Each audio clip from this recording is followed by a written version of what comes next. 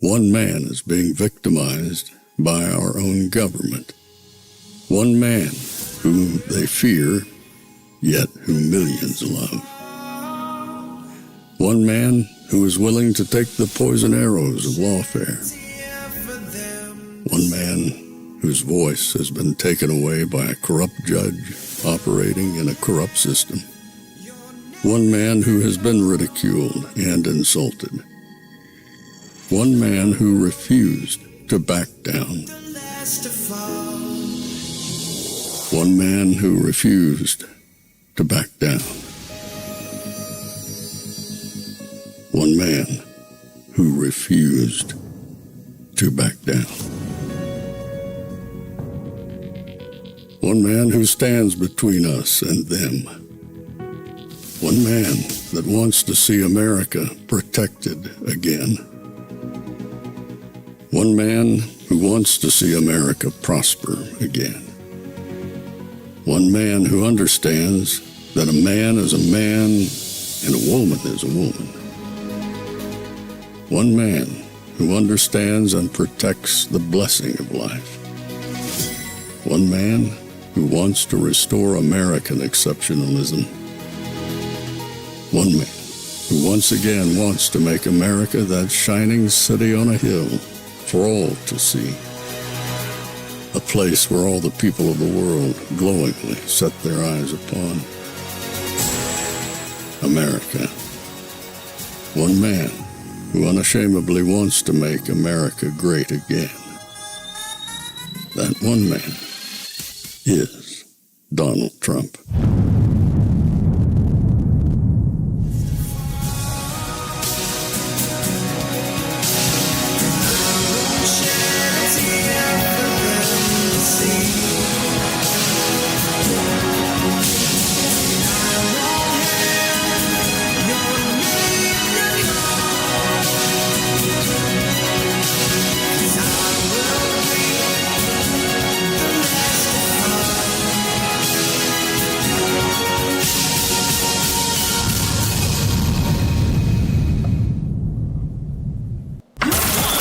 This is Fanfare with Barry Cunningham. I have got to get myself some sort of a jingle made and put together, especially once I unravel the new studio, where we have a jingle for Friday. It's Friday, TGIF, it's Friday. The weekend is here. I love Fridays. It's one show on Friday, one show on Saturday, one show on Sunday. I get to watch college football tomorrow, and then I get to watch NFL football on Sunday, providing your wife doesn't have other plans, which I hope you guys all enjoy yourself as well. Got a lot of stuff to cover today. I'm not really sure if they're going to televise it, but President Trump is supposed to be signing executive orders like right about now. Sometimes they do it. Sometimes they do it on a tape delay. But if video does become available, I will definitely jump on it and show it to you guys. But before we begin the show, let's just go over some of the things that President Trump has posted today. And it's very interesting. In case you guys don't know, today, the Dow, everybody, they all broke records. And he posted this on his profile. I bought Intel at 20. I sold now Intel 30. Hint, hint. He can see where things are going. He knows where that puck is headed, and he understands. And what that man is telling you right now is buckle up. Buckle up. I've been trying to tell you guys that for quite some time. Some people tell me, wow, you're right. It has been going. Yes, get in. But you also have to know your exit strategy. And because at some point it won't continue all the way up. But right now, all the signals we're getting show that things look very, very bright for the foreseeable future. He followed it up with this post. I just completed a very productive call with President Xi of China. We made progress on many very important issues, including trade, fentanyl, the need to bring the war between Russia and Ukraine to an end, and the approval of the TikTok deal. I also agreed with President Xi that we would meet at the APEC summit in South Korea, that I would go to China in the early part of next year. Wow. and that President Xi, or she, would likewise come to the United States at an appropriate time. So they're going to have reciprocal visits. The call was a very good one. We will be speaking again by phone. Appreciate the TikTok approval and look forward to meeting at APEC. All right, so pretty much he's saying the TikTok deal is done. See which companies gotta jump in on that. And then he followed that up with a post, this post here, saying, giving us advance notice, I am pleased to host President Tayyip Erdogan, President Erdogan of Turkey, at the White House on September 25th. So that would be next Friday. The President of Turkey, Erdogan, will be here at the White House. We're working on many trade and military deals with the President, including the large-scale purchase of Boeing aircraft, a major F-16 deal, and a continuation of the F-35 talks, which we expect to conclude positively. President Erdogan and I have always had a very good relationship. I look forward to seeing him on the 25th. All right, so that's what President Trump has thus far outlined for today. Again, if we do see this signing happen live, either way, if it's live or it's tape delay, I will definitely endeavor to pop it over so you guys can see it. But don't know. Eyes are watching, screens are up, feeds are up. We'll see what happens. Okay, that being said, let's get into today's show. I think a lot of people are having a problem with this Jimmy Kimmel thing. I'd like to put it to rest today. Today's Friday. Let's go ahead and, with great finality, say, this is it. I'm not going to deal with this crap anymore. But after I posted some things and some people posted and hit me back and tagged me, I'm like, okay, in case you missed the show last night, I'm going to go into great detail why we need to move on. We have to move on from here. And I thought a perfect place to start, because all of this, the Colbert, the Jimmy Kimmel, all of this has exposed one of two things. It has either exposed people not understanding the First Amendment or just relying on other people not understanding the First Amendment. So we're going to take a few minutes here and we're going to go into detail what the First Amendment does and doesn't do. And then you can take from this show what you want. You can tell your friends and everybody else. I had posted something, where is it? Yeah, right here. I had posted this. And I said, can we please stop talking about Jimmy Kimmel? It's done. It's over. Mission accomplished. Instead of talking about him, let's focus on who is next. I'm going to come back to that post. But what I was saying right there was those people who don't understand the First Amendment and what it can and can't do and what people can and can't do with it, this is where we need to move on and focus indeed on who's next. So before I get into too far with that, I want to show you what somebody, they posted this. His handle is, "You're wrong." Okay. Barry, people like Kamala want censorship. Now you are asking for the same thing. Who is to say you aren't next? The Jabademic showed how quickly some Americans gave up their rights, and we have to look at the big picture, and we are getting played. Much respect. And my response was, now you're asking for the same thing. Please do explain the details of your fallacious statement. And You're Wrong came back and said, when you said let's focus on who's next, that is what you said. I'm just saying when the left gets into power, you could be next. It's about our First Amendment. We have to be careful what we are allowing our government to do with our rights. Understand that statement. We have to be careful for what we allow the government to do with our rights.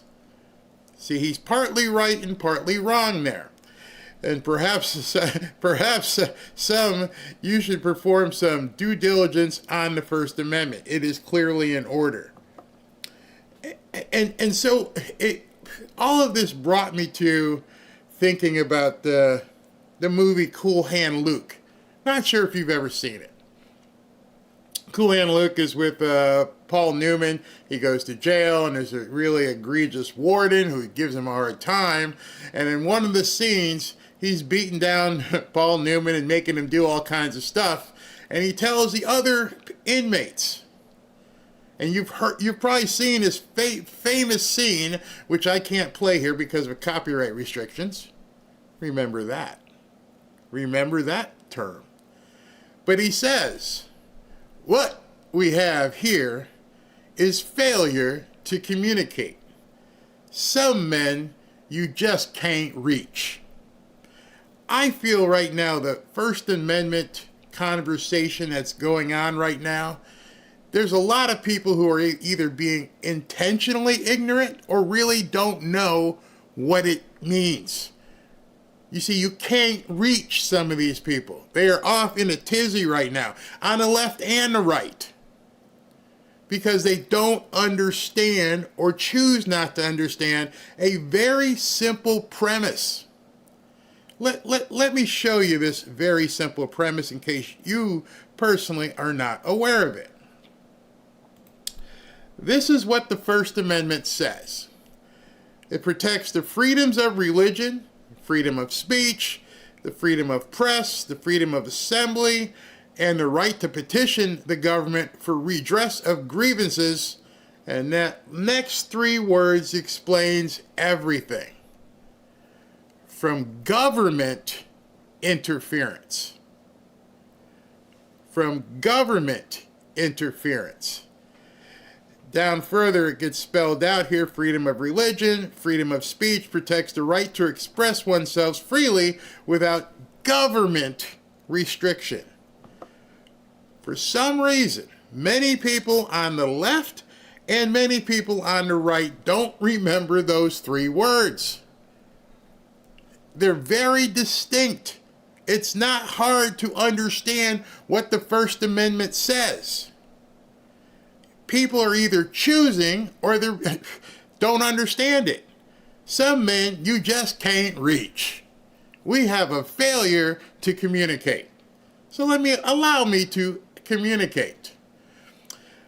When the gentleman said to me, and he wrote right here, as you can see, he goes, this is what you said. I'm just saying when the left gets into power, you could be next. It's about our First Amendment. We have to be careful what we are allowing our government to do.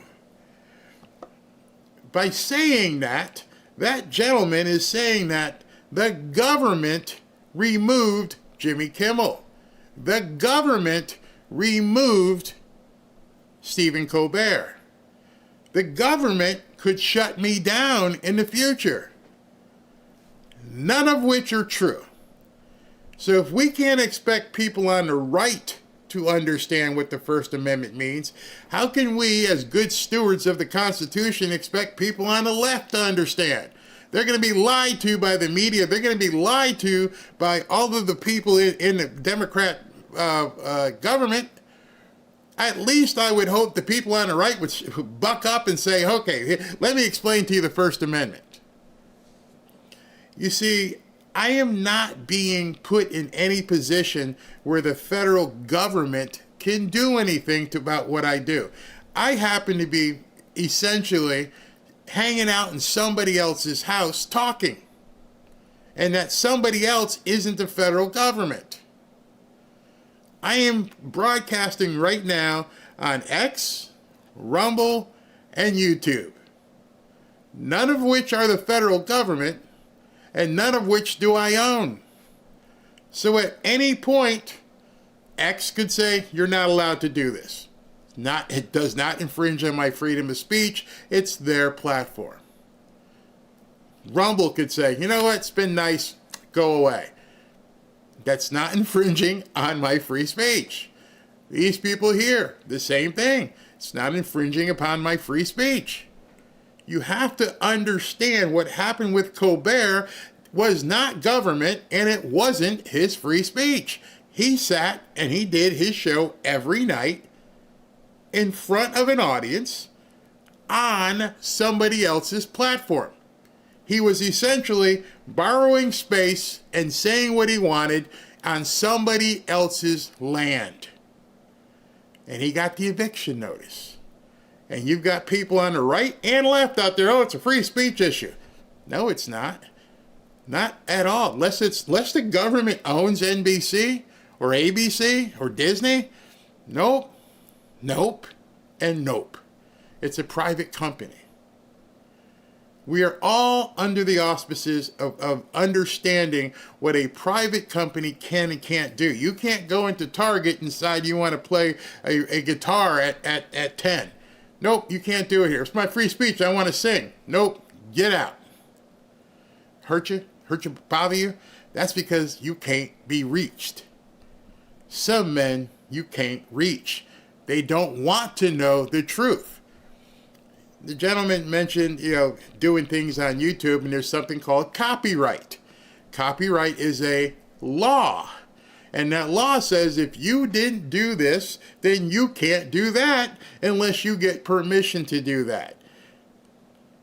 Almost every musical artist in the world, including Christian music, will not let you just take their music and do what you want with it. So what you're complaining about is the law. It's a misunderstanding of the law.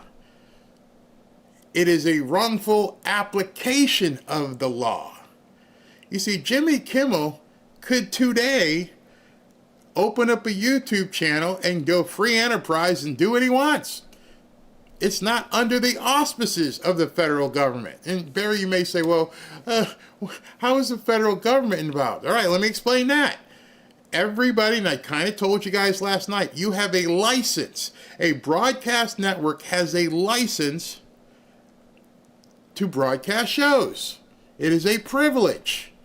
You have to work under the guidance of that privilege. You don't have a right to be on NBC. I can't walk into NBC tomorrow and say, hey, you need to call, make sure you cover fanfare. Nope, you don't have a right.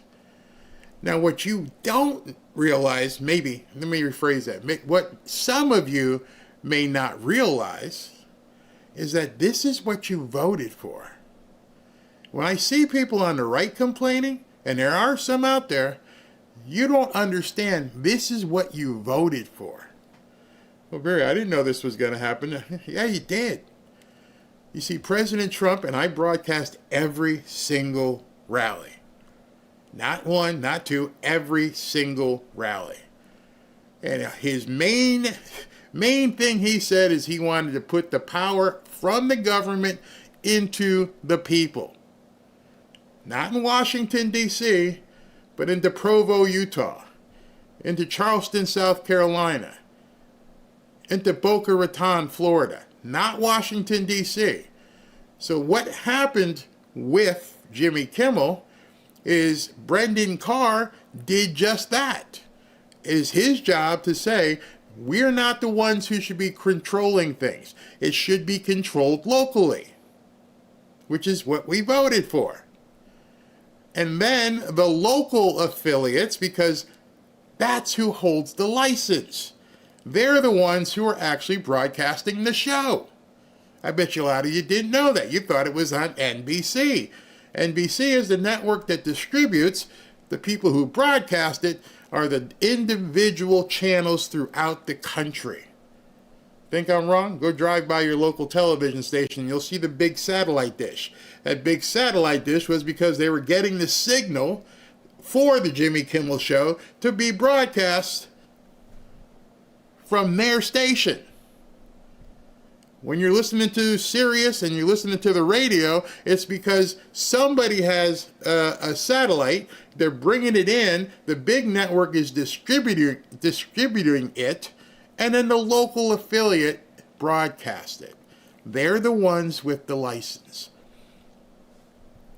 So if we're believing in local government and local rules and local rights, the local stations said, nah, we don't want this. 32 or 33 with, I think it was Nexstar, and then Sinclair had a bunch of other ones were like, we don't want this. Get rid of it. And he was done. It literally is, that's how it works. They're making a martyr out of Colbert. They're making a martyr out of, what's his name? I already forgot him. Jimmy Kimmel. But what they're not showing you is, I don't care if there's 1,000 people at one of these protests. It doesn't matter. Here's why it doesn't matter. And I'm not going to try and get too far in the weeds here to let you know, but as these shows are broadcast, every single one of these stations has what's called a program director. The program director says this and says that and says this. We're going to show this. We're not going to show that. Jimmy Kimmel broadcast on television 4%, maybe 5% of NBC's entire 24-hour program.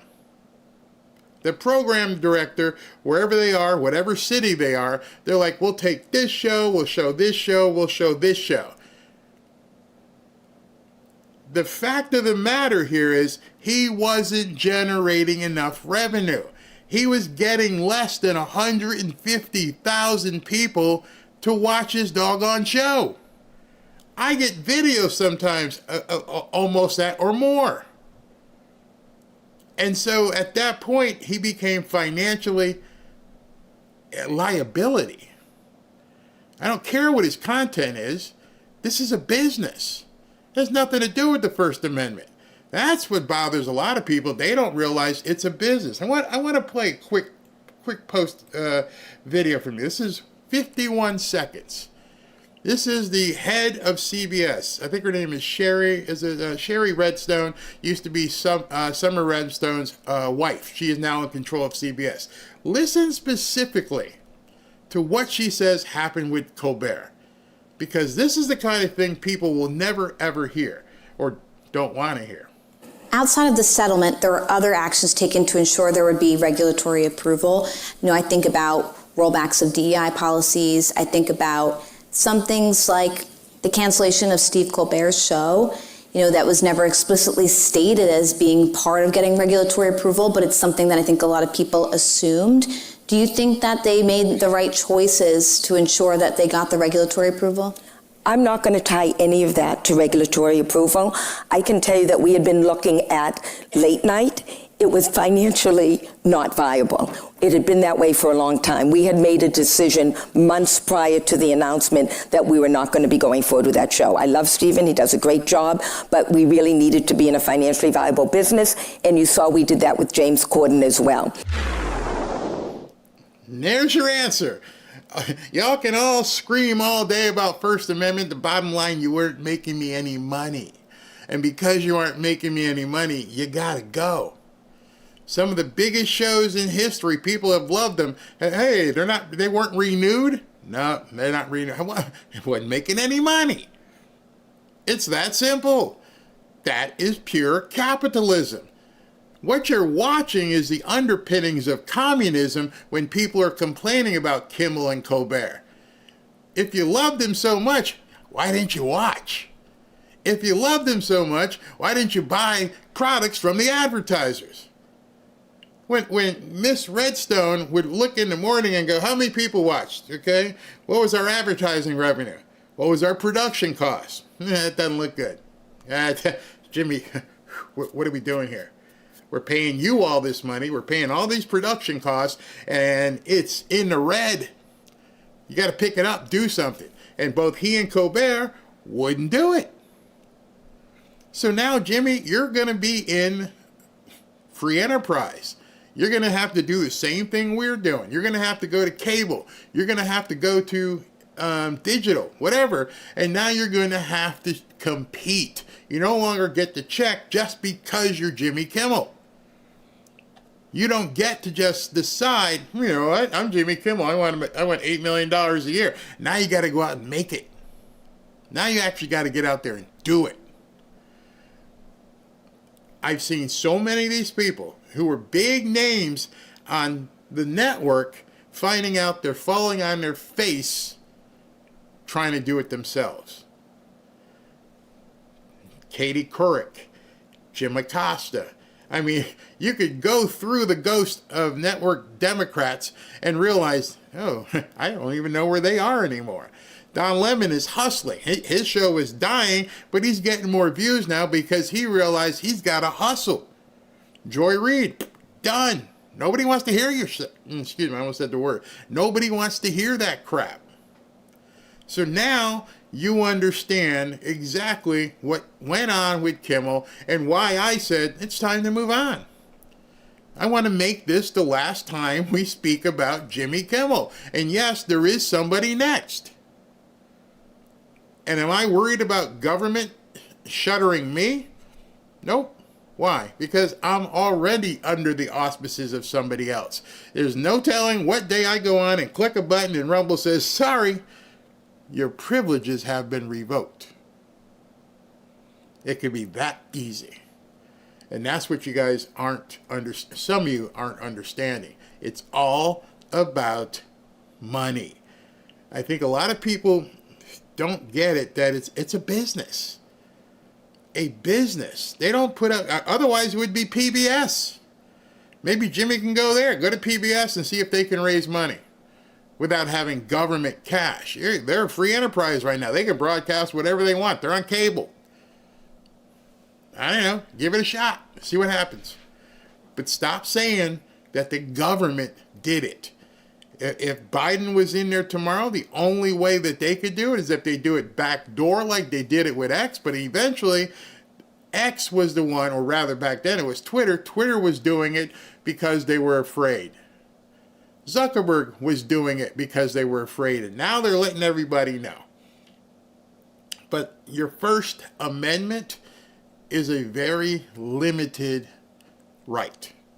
And that's the one thing people have to understand. It's extremely limited. The only people who can't legally or illegally restrain your ability to speak is the federal government. Everybody else can. And like I said last night, you want to prove it? Walk into somebody's house and tell them their house looks like shit. Your dog stinks in here. They're going to tell you hit the road. It's going to be that simple. Then you're going to realize you had the ability to speak. Unfortunately, they had the ability to react. So let's not talk about the First Amendment being infringed ever again unless you see the federal government doing it. I'll be right back. And by the way, the stock market, everything is on fire. Everything. It's genius. It's pure genius. America is the country that started the AI race. And as President of the United States, I'm here today to declare that America is going to win it. We're going to work hard. We're going to win it. Why do so many financial experts call silver the most undervalued asset today? Because silver is essential to the future, from solar tech and electric vehicles to the explosive growth of artificial intelligence. Demand is rising fast, and yet silver is still trading at a bargain. With billions pouring into AI, silver prices have only one place to go, and that's up. In fact, silver may be the most overlooked asset class in financial planning. The opportunity for silver is well documented. The market for silver could double or even triple by 2026. You see, I believe in hard assets like this bar of silver. You can hold it in your hand, you can put it in your IRA, you can put it in your home safe, and relative to gold, it's very affordable. That's why I urge you to call my friends at Lear Capital and get their free report, The AI Revolution, and see why silver prices could be set to soar. Call 800-601-5430 or go to learberry.com. But don't wait. We all know. We've seen it. The government can print lots and lots of dollars, but they can't print silver. Well, we just got some breaking news here, Chad, that Hakeem Jeffries, the leader of the Democrats, the House Democrats, just voted yes. He's a yes on honoring Charlie Kirk, and AOC just voted no. So there is the divide right there within the Democratic Party on a resolution that really should be bringing everyone together. Thank you, Chad Pergram, live on the Hill for us with that breaking news. Let's bring in Shannon Bream now. Give us your take on, this is a resolution that is very simple. Very easy to understand, and there it is. It's final now. Let's listen in. Voting present are 38. The resolution is adopted. Without objection, a motion to reconsider is laid on the table.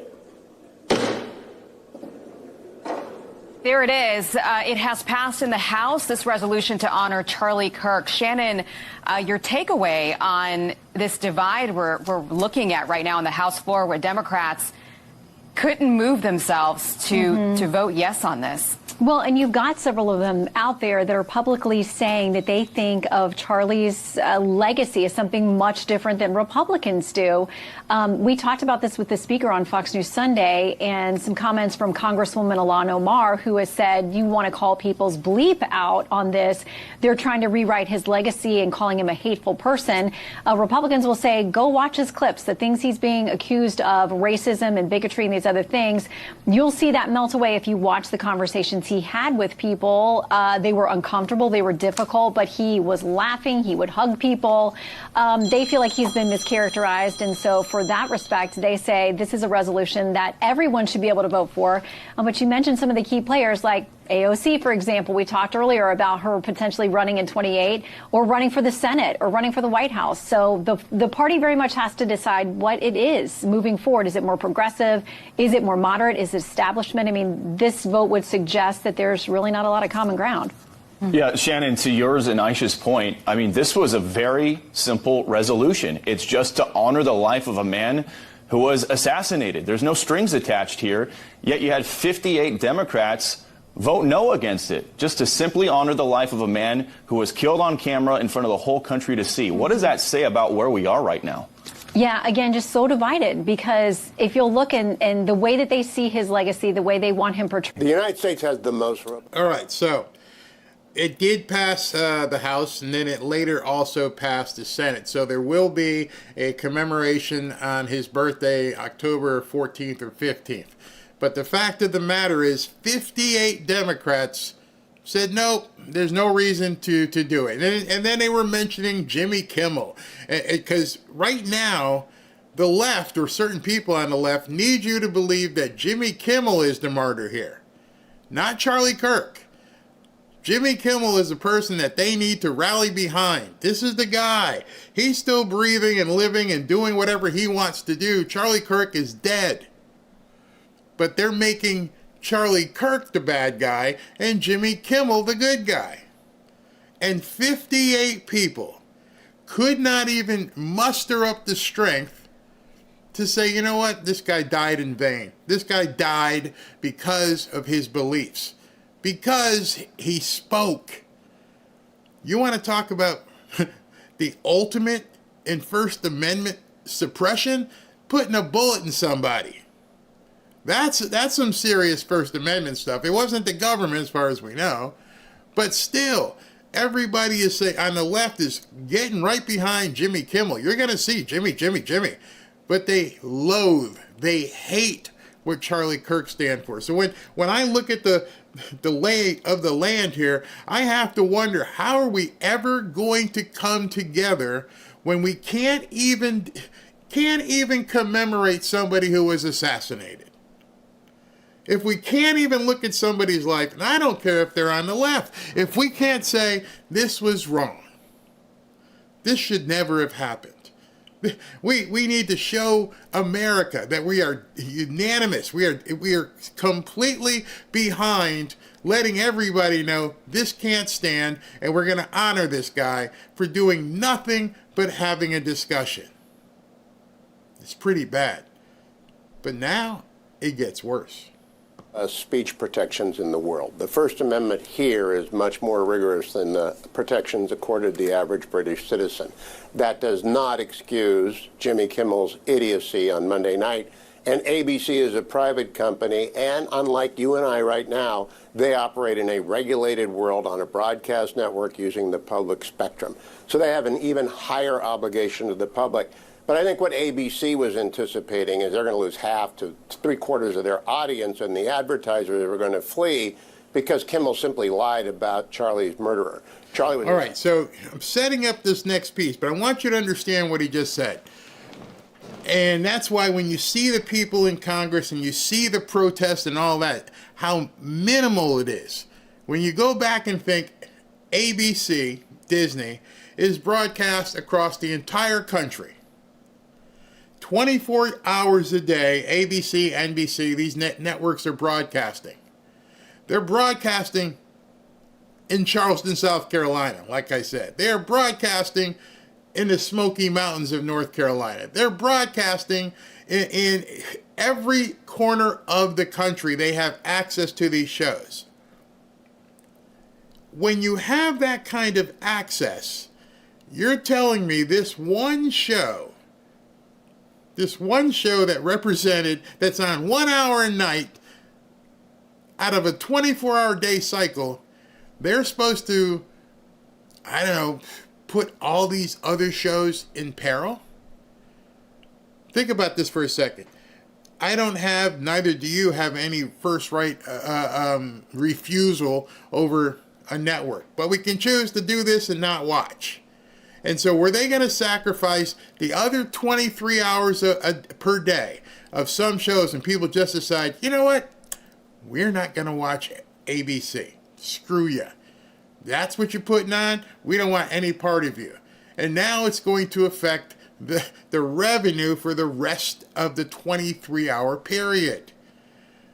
I worked in broadcasting. As many of you guys know, as a concert promoter, I know the inner workings of how network and advertising influences what these big companies think.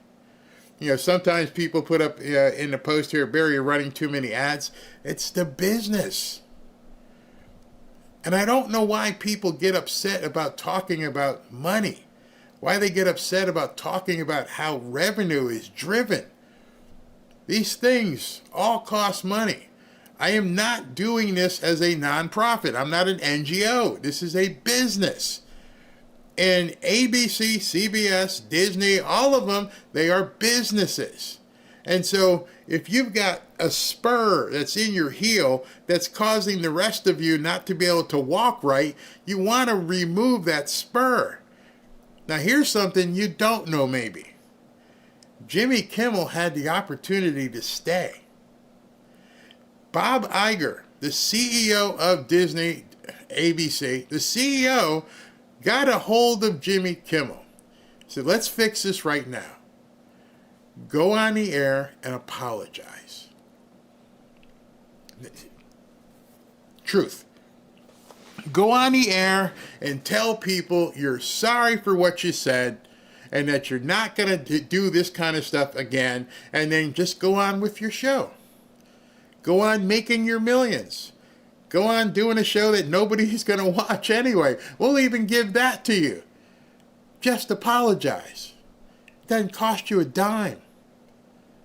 And that's when you realize, after you've just heard it now, that the propaganda and the machine on the left, it takes no prisoners. You cannot go against the family, per se, using a mafia term. All he had to do was go on and say, you know what? I made a mistake. I made a mistake, and I shouldn't have said what I've said. Okay, so let's go on to my next guest. And that would have been it. It would have been like 30 seconds, 60 seconds out of his entire show. I was wrong. The Democrats can't even muster up the honesty and integrity to look at a camera and say, I was wrong. Instead, I'm gonna be cast away with my $4 or $5 million a year salary just because I can't go against the party. I can't look to them like I caved. I need you to fire me, because that looks well to the Democrats and the lib nuts. Oh, they'll protest, yeah. But if he caved, he'd have no place to go. Bob Iger, the CEO of Disney, and I used to work at Disney, full disclosure, asked him, just apologize and we'll be good. So you can take that for wherever you want in terms of now understanding this guy's a real controlled piece of crap. I don't know what kind of family he has. I don't know what's going on, but he put all those people that work with him in jeopardy simply because he wasn't willing to apologize. What is the cost of an apology? We've all apologized. If you've been married for any period of time, you've apologized. Your kids have apologized, or else. he wouldn't apologize. Assassinated by a left-wing fanatic. And that can be said over and over again, and you can't get away from that. So the decision to suspend, and I suspect eventually cancel Kimmel, is a business decision by ABC. When FCC Commissioner Brendan Carr came out and made comments about that, all he was doing was underscoring that the FCC has to regulate in the public interest, and ABC licensees have to broadcast in the public interest. Public interest does not include telling lies about left-wing nuts. Now, I don't know that ABC would have lost their license, but I know that ABC was looking at their sponsors more than they were looking at Brendan Carr talking about the FCC's legal responsibility. Almost half of... That's the real importance here. That's when I'm trying to put it in perspective so you understand what really happened and why we can move on, because now I wanted you to know the truth, because I get people who text me all the time, and when they text me, they're like, Barry, you going to cover this? And I'm like, this is it. I'm done. I don't want to talk about it anymore. I'm done after this show. ABC's affiliates were threatening to black out his show that night. Advertisers were burning up the phones. ABC executives were getting flooded with emails. Disney boss Bob Iger wanted Kimmel to apologize, but Kimmel said, "No way, Bob." Jimmy wanted to go on his show last night, and in his monologue, I hear that he wanted to address the backlash from the right regarding his commentary about Charlie Kirk's charged killer. And I hear that that monologue was very hot. It very much took aim at MAGA, and that is when the executives said, we can't have him go on the air tonight. From the last 50... So just imagine, you are so filled with pride that you just laid your $1 million enterprise and said, F it. I'm not a prize to these scum MAGA. No way. Wouldn't do that. But you get what you get. I mean, it's pretty simple. Bob Iger, wash my hands of you. You're done. You're not that big of a deal here anymore, Jimmy. You don't got that kind of clout. The part that I found odd about that was that not only was he not going to apologize, he planned on going on the air that night and going even further. Like, you're going to apologize? No, I'm not apologizing. I'm going to whack these people. I'm coming harder. And Bob Iger said, you just don't have that kind of clout anymore, bro. Years. Look at that. He should have been let go a long time ago. He assassinated his own numbers. The Disney stock price, that hasn't gone up in the last 4 years. This isn't about censorship. This is about math. This is misery. And in the world of somebody who is an authoritarian, maybe a dictatorship, sooner or later, everyone is going to be touched. Obama says the First Amendment is dead. Quote, this is precisely the kind of government coercion that the First Amendment was designed to prevent. Completely a lie. Now that I told you about the First Amendment, it had nothing to do with media companies. The former president of the United States just said this is precisely the kind of government coercion that the First Amendment was designed to prevent, and media companies need to start standing up rather than capitulating to it. So he's intimating that they coerced to get Jimmy off the air. So basically he went and did some slander against a corporation. Prove it. Prove it. Until you can show people specifically that Trump or Brendan Carr or anybody was the ones who turned the screws, you're lying. And he knows he's lying. The numbers, straight down. The revenue, straight down. The sponsors, no thanks. Then why would I give you airtime? Why would I let you have that 1 hour a day? You don't got it anymore. Your numbers have fell off the table. And media companies need to start standing up rather than capitulating to it. Do David and Barack understand that Trump didn't suspend Kimmel? His boss, Bob Iger, suspended him? I got a message to Kimmel, I would say about a year ago, through Adam Carolla, who's friend. He said, look, Jim, why don't you give me a call? Because this isn't going in the right direction for you and your family. Of course, he didn't call. But I would have told him. I said, look, you're getting consumed by hatred. And every human being who's consumed by hatred goes down. Personally, business-wise, when you're consumed by hatred, you are destined to fail. The best you can be if you're having a problem at work is to get to indifference or then leave. But if you're consumed by hatred, I'm going to get my boss. I'm going to get back at this company. You're done. You're absolutely done. And Jimmy's focus was, I'm going to get back at MAGA. Well, dude, that's half the country. Your show doesn't have that kind of clout. You don't have that kind of... You don't got the nuts, bro. How are you going to take on half the country whose advertisers are like, nah, I don't want this? Everyone. And that's what happened to Jimmy Kimmel. The idea that squads of people are going around and saying, don't worry, Charlie, we're going to find people who used free speech in a way you wouldn't have liked and get them fired from their jobs. Right. Are you kidding me? When you work for a company, you're not working for the government. What you're seeing is a propaganda campaign of epic proportions. They're trying to tell you that your boss, the person that you clock in with every single day, does not have the right to fire you for what you say, even if you're not clocked in. That's propaganda. What you're listening to is complete, unadulterated BS propaganda. Think I'm wrong? Pull up your employee handbook. If it hasn't been a while, open it up. Go ask your HR department. Can you show me the digital policy in the employee handbook? Oh, you signed it. You signed it when you got the job.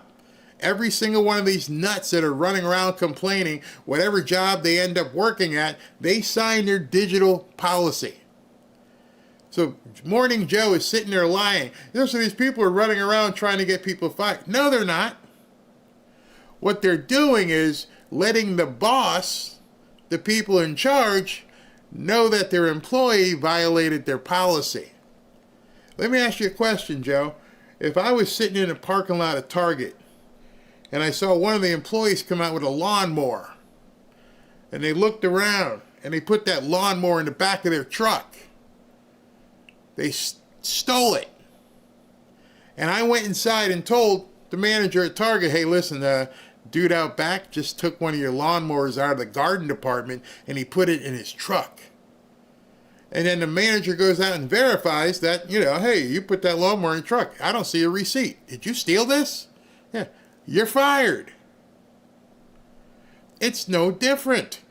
You're doing something because you have the privilege of working for that company.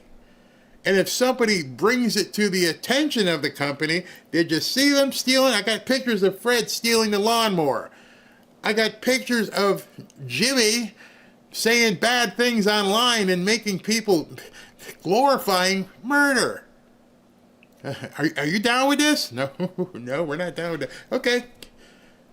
But that's not what the left is trying to say, because they're trying to bamboozle and give people propaganda on what the First Amendment really is. By the way, I'm pretty sure MSNBC has a digital policy as well. They probably don't enforce it, though. Right. Are you kidding me? This is the very thing that he and the MAGA movement and the free press that were complaining about for a decade. And now they're taking it in a more extreme way than the left ever did. I mean, again, they've canceled 2 of 3 late night show hosts in a short period of time. Probably would be 3, except I'm sure number 3, Jimmy Fallon, now realizes I got to keep my mouth shut. And Jimmy Fallon, I couldn't play it because it's, again, copyright. Jimmy Fallon actually put out some comedy today. I was like, that's pretty creative and it's funny. He was talking about Jimmy Kimmel getting fired, and as he was talking, he had somebody else mouthing the words like, today is Tuesday. Actually, I'm not sure what day today is. And throughout the piece, it was every time he wanted to say something that was pejorative, another voice popped in. And it was pretty interesting. That's comedy. He's making fun of the situation without insulting anybody. So Jimmy Fallon has obviously got the message. Now they're threatening retribution for people who won't print out flyers. They're threatening retribution for people that put out a mean tweet. I mean, I don't know how these people exist. I'm pretty sure corporate, as we found out, said they didn't want you putting stuff on the cups at Starbucks. I'm pretty sure because they said it, the people at Office Depot said, nope, you can't do that. You're fired. What do you mean I can't get my thing printed out here? Well, it's propaganda. Who says? Nope, you don't have that. You're fired. The problem the left is having right now isn't because people are being fired. It's because you are acting in unison and using and utilizing your ability to call these people out. You're clapping back, as they said. Keep clapping back.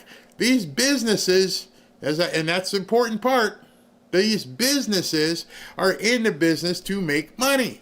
They do not want some nose ring, purple-haired person causing their customers a problem.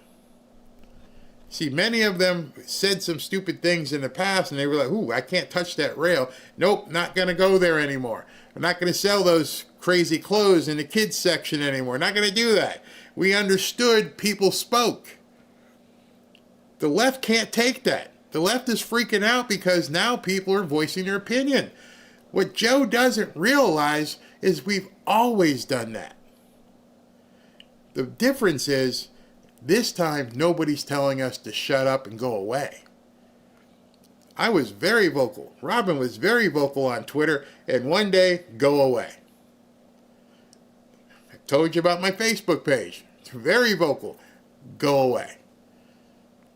So we've always wanted to talk. We've always wanted to bring truth to power, is what they say. We wanted to do it. We tried. We were told to shut up. Now you're seeing the ramifications of people who are like, we're not going to take it anymore. Now we're going to let people know. Here, look at this. It's a mean tweet, all right. It's a lot more than mean. It's vile. By the way, didn't President Trump get silenced? Yeah, I'm pretty sure. We've made it very clear. We've made it very clear before that political violence is heinous. That against Charlie Kirk was absolutely just vile and heinous. And that's why we saw most sides. Look at that headline. Trump allies seek to punish speech they dislike following Kirk killing. No, we can't do any punishment. I don't control what your employer does to you. All we want to do is bring it to the attention of said employer. We're not punishing speech, we're punishing you. That's where the big difference is. You punished your own speech. You were stupid enough to say, I'm glad he's dead, I'm glad he's dead. Oh, really? That's how you feel? I wonder if your employer likes that. Your employer who has to, you're a doctor and you've taken a Hippocratic oath and, I'm glad he's dead. Really? Really? You see what he said here? Well, let me put that on Yelp and everywhere else. You destroyed your own free speech. You are now learning what free speech really is. Hopefully now you've got your little pamphlet and you understand you don't have any free speech.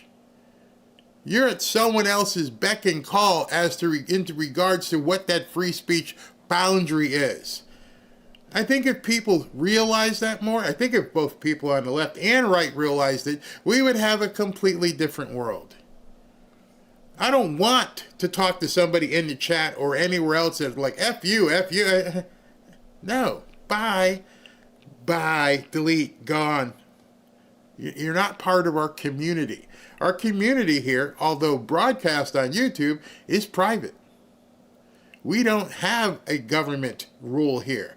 If SV, Roaring Rage, Ashley, or Severo see something they don't like, you're gone. And I don't have any problem with it. I get so many emails from people. Did you know that guy SV? And the first thing I say to people is, what did you say specifically? Well, I didn't do nothing. They all say that. That's like going to jail and going, I'm not guilty, I'm innocent. They all say that. Take a picture of what you said before you got booted and then compare it to what people are supposed to say in proper decorum. One of the reasons why people like our chat here is because it is monitored. We don't want people here who are going to talk and say things a certain way. I get chastised. Barry, you're swearing too much. Barry, stop saying. I'm sorry. And because I value people's opinion, because I value them watching, I have to shut up. I don't want to just be here and just do an F-bomb after F. I don't think I've ever done F-bombs, but other words. And they chastise me. Hey, listen, we heard what you said. Oh, boy.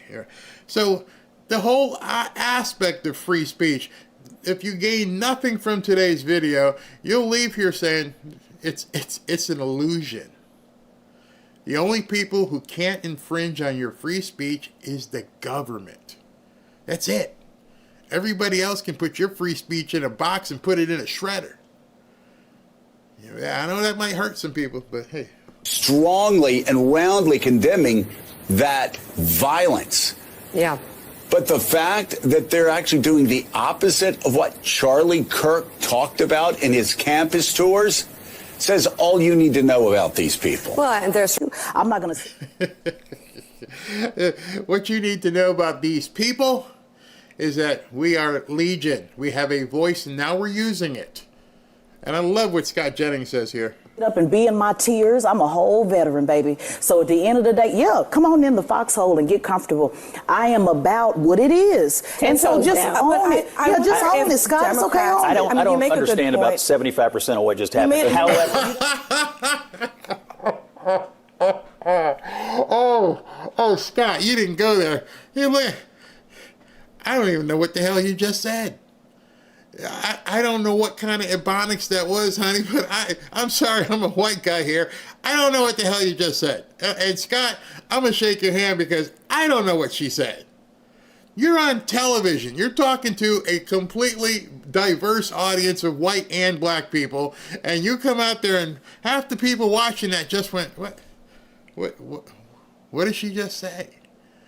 You want me to understand and have a conversation with you, and you might as well be speaking a different language. That might have been Mandarin, because I had the same look. Like, what did she just say? However, one thing Brendan Carr told me today, and it is true, that the current regulatory regime as it exists is set up by the United States Congress, 1934 Communications Act, and he said, we're going to enforce that regime as it stands. And he said, if they want to change it, if they want to make different rules, if they want to change the way these systems operate or the regulatory thing works, we'll abide by that. But right now, in his view, Congress has set up a system. They're enforcing that system, and until Congress changes it, that'll be what they do. I have to say. It's funny that people say sometimes, Barry, why don't you play the music? Well, until Congress changes that they're not going to be heavy-handed on copyright, you can't. It's just that simple. What about fair use? They don't care. They're playing someone else's music. No, you can't do it. They got to get paid. And it's so funny because I was talking to Robin about this, and I was telling her, Christian music. You guys would think that Christian music would be okay. People don't care if you're praying. Go ahead. Go ahead and put out a Lauren Daigle music under your video. See what happens. Go ahead and put some of, Stephen Curtis Chapman. I dare you. It would take literally about an hour, and they're like, nope. I'm like, wait a minute, it's Christian music. Don't we all just get along? I'm getting paid, bro. I love you. I worship Jesus with you, but that's my music, and I'm getting paid. And it shocks people because they don't know in the background what's happening. A lot of people probably didn't know what I just said. I love Lauren Daigle. I love me some Lauren Daigle music. don't put it on your video. Again, it's about business. Everything that we're doing, the clothes we wear, the hat I have on, the food I eat, it's all about business. So unless we want to go back to traveling through the desert in sandals and a, what do you call it, a robe or something, it's business. People need to understand that. I actually talked to Brendan Carr today, too, for about 20 minutes. He brought up a similar concept, but it was in the framework of these local affiliates who have to live by these public interest rules finally getting a chance to push back against the networks, the programmers. It was his view that for too long, the programmers, the networks, had too much power over these affiliates and had basically been able to boss them around. We have to live by these rules. We have to live under the public interest rules. We don't, particularly like to air this. We're the ones hearing about it from our viewers and from our advertisers, and we're finally pushing back on it. So I think what he... Right, so what he just said there was very important. Trump didn't coerce, he just gave the local affiliates the power again. That's the part that these guys don't like. See, they're used to basically running the show and telling the network, I'm going to do this and I'm going to do that. But now the networks are like, I don't have this power. If my affiliates say, you're done, you're done. They don't have... How can I prove this? You're watching Fox, not Fox News, Fox. Or you're watching NBC, not news, regular programming at night. Down here, we see it all the time. I'm going to tell you an example, a firm example you can probably, hopefully you understand. So I'm watching my favorite show. Maybe it's Person of Interest. I don't know, whatever's on right now. SVU. I love SVU. Okay, and I'm watching a big murder mystery, and like, blip, what just happened? Oh, there's a hurricane coming. The hurricane's right now it's at 105 miles an hour, and we're going to watch this hurricane over the next 12 hours. Okay, thank you. Can you go back to the show? No, we've preempted your programming. We find this to be more important than a murder mystery you were watching. But they're about to solve the crime. Sorry. We're going to talk about Hurricane Barry. It's coming through, and here's our models, which could go anywhere in the country. So, hey, Jim, what do you think? Well, we're out here. It's still raining. I'm like, I don't give a shit about Jim. He's 1,000 miles away from me. Can I get back to SVU? No, that's preempted programming. Why do they preempt that programming, you ask? Is it because it's to help people understand there's a storm 1,000 miles away? No. Because there's a thing in broadcasting, especially here in South Florida, called hurricane rates. Because they know so many people are going to be making their plans and wondering, should I evacuate or not? Oh man, this looks really bad. That they know they've got eyeballs, and they sometimes bump the rates 2 and 3 times. I don't see anybody complaining about price gouging there. But they bump it up. Sometimes they don't even cut away for commercials. All you see is like a template. Hey, this time is brought to you by Home Depot. Go get some damn plywood before your house blows away. It's always been this way. They're just now having to deal with it. Preemptive programming has been a part of our lives forever. Another proof for you. How many of you guys remember the Heidi Bowl? Well, there was a football game. I think it was actually the Miami Dolphins. It was an overtime game. It was great. And we're like sitting there. This is awesome. Double overtime. People, oh, this is great. What in the hell am I watching now? Who's Heidi? The network affiliates changed because Heidi was more important. And it's been, you can Google it. You can Google Heidi Bowl. It became a completely crazed thing where people were flooding the airwaves like, what did you... Well, I'm sorry, the people in Chicago, they're not Miami Dolphins fans, and they want to see Heidi. So this isn't new. This has been going on for decades. It's called preemptive programming because we think this has more appeal than that. And even though I want to see SVU and I want to see him catch the guy and everything else, they're coming in with the hurricane stuff. And I'm like, could there not be a tier? I don't give a shit about a tropical storm. I don't care about Cat 1. When you get to Cat 3, let me know. And I don't care about all those models going all over the country. When you show me where it's going and it's a Cat 3, then break in. Because Cat 3, we're getting out. Cat 1 or 2, no, it's just a hurricane party. saying that they're upset about is that all of their viewers are complaining and all of their advertisers are complaining. All their viewers aren't complaining. And they're the few that Jimmy Kimmel has. And they're getting all these complaints. They're not making any money on it. They're facing enormous financial pressures. They're not making any money on what? Selling advertising. Nobody wants to buy advertising on this show. Late night shows. Nobody? You say all and nobody. I'm in this business. I'm going to tell you right now. That's where they give away the freebies at night. Trust me. You see, it's funny because somebody who's in marketing, who actually has to get paid for a living, they know how the ads run. The other people are like, what do you mean, advertising? You think they just gave him the time? Advertising? What advertising? I watched that and went, oh my God, that's the left for you. That didn't even cross their mind. Advertising? What advertising? The stuff that they're supposed to be paying, not an infomercial for, Jackie Wax or something. An actual paying commercial, not an infomercial, a commercial. Clear point of view here, which is that these groups that own these affiliates, and I think the two companies are Nexstar and Sinclair, they own over 60 affiliates, that they, independent of anything he was doing, had made a decision that it was no longer in their best interest to have Jimmy Kimmel on the air. They suspended Jimmy Kimmel? I can't. How can you go on a television show and are completely unprepared? So wait a second. There's advertising? Huh. The affiliates suspended? I'm like, if I didn't cut that, nobody would believe me. Nobody would believe me if they have these panels with these complete effing morons on, and these morons have no idea what the hell they're talking about. I don't know how Scott does it. I don't know how he just didn't throw up. The affiliates did it? They got advertising? Oh, hey, I didn't know that. I would just be here because I was black. Well, they told the network that they would not air it. So when you how does that lead to Kimmel's suspension? When you take 60. Okay, let me break it down for you, Buzzhead. The affiliate said, we don't want it. And then a bunch more affiliates said, we don't want it. And then the parent company, or not the parent company, but the broadcaster, the distribution company said, so you're not going to be paying us for the rights for this? No. You're taking it off all these stations? All these, where are we going to get that money? I don't care. We're going to show Heidi.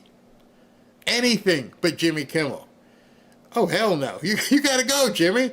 Oh, my gosh. Television stations that won't air something, the network has to make a decision. My point is that you can like or not like Disney's decision on Kimmel, but until I see proof of actual government coercion of their decision, this is about Disney making a business decision about its brand and the responsibility it has to respect the desires of its audience and its license.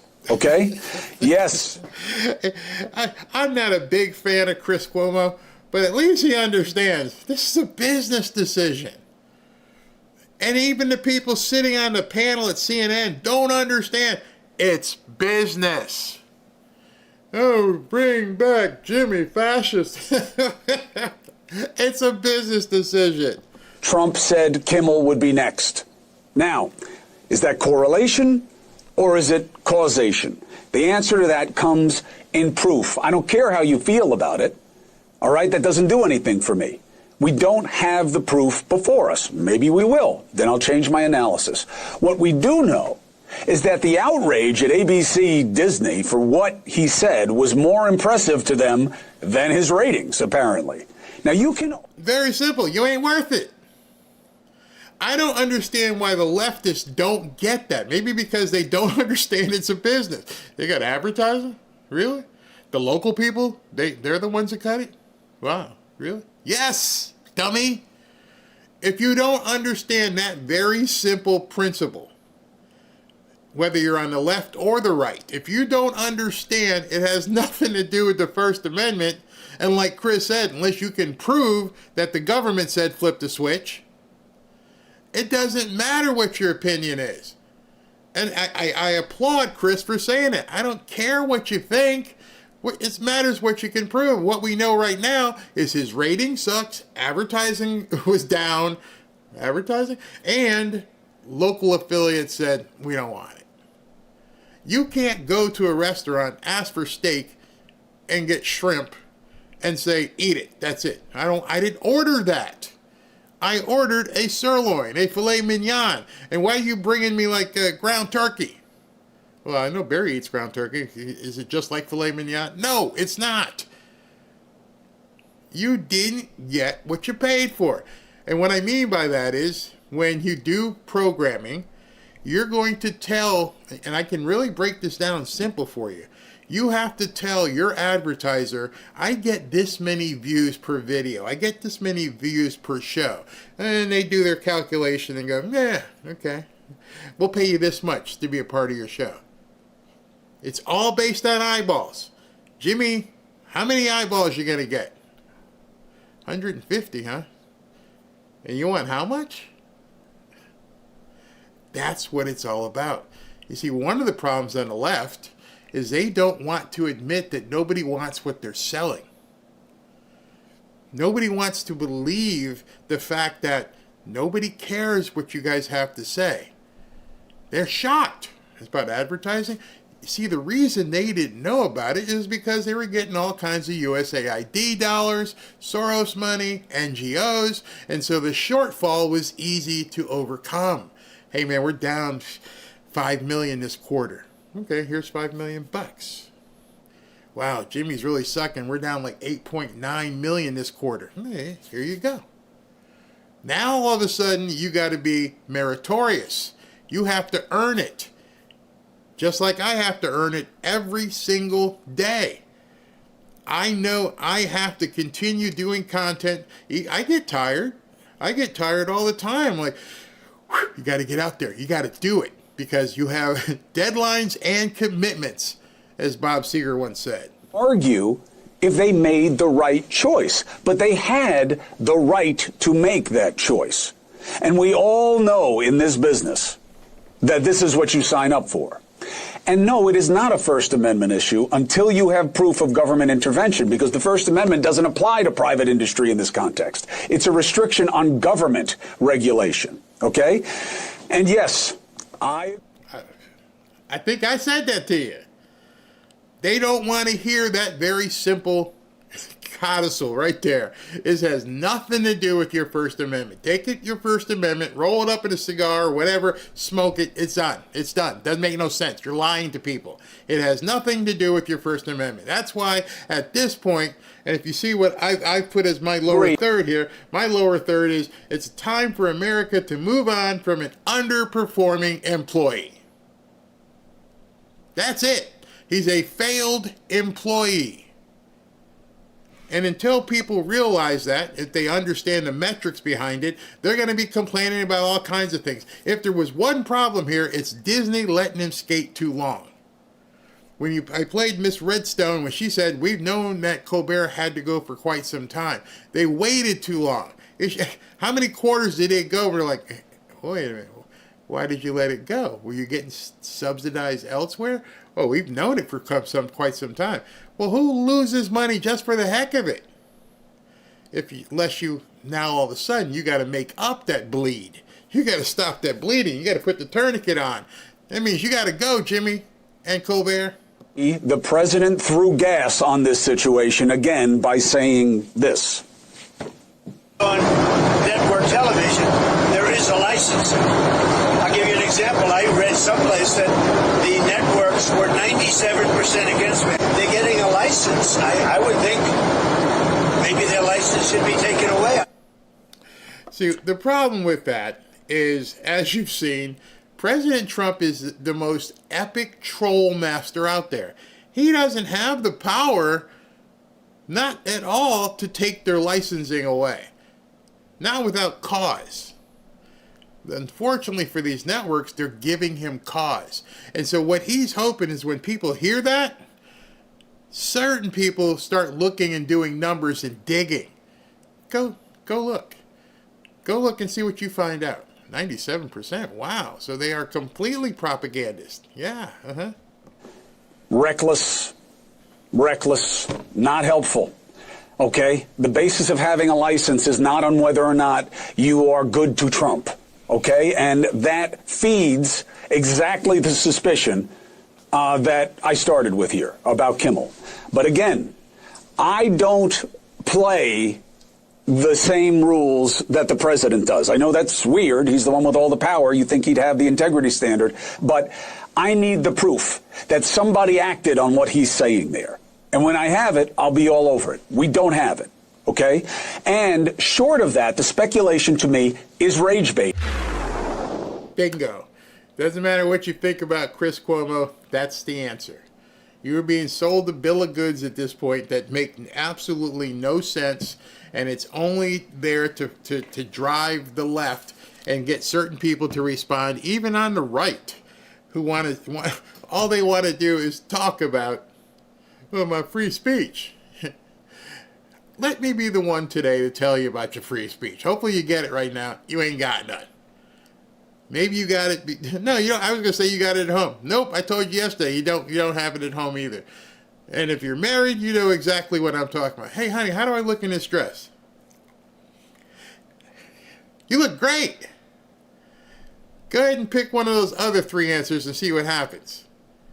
Where do you think you have free speech? You have free speech when you're out on the dock of the bay fishing and there's nobody else around. There's your free speech. You're on your boat. You're the captain of your vessel out in the middle of the ocean. You got some free speech.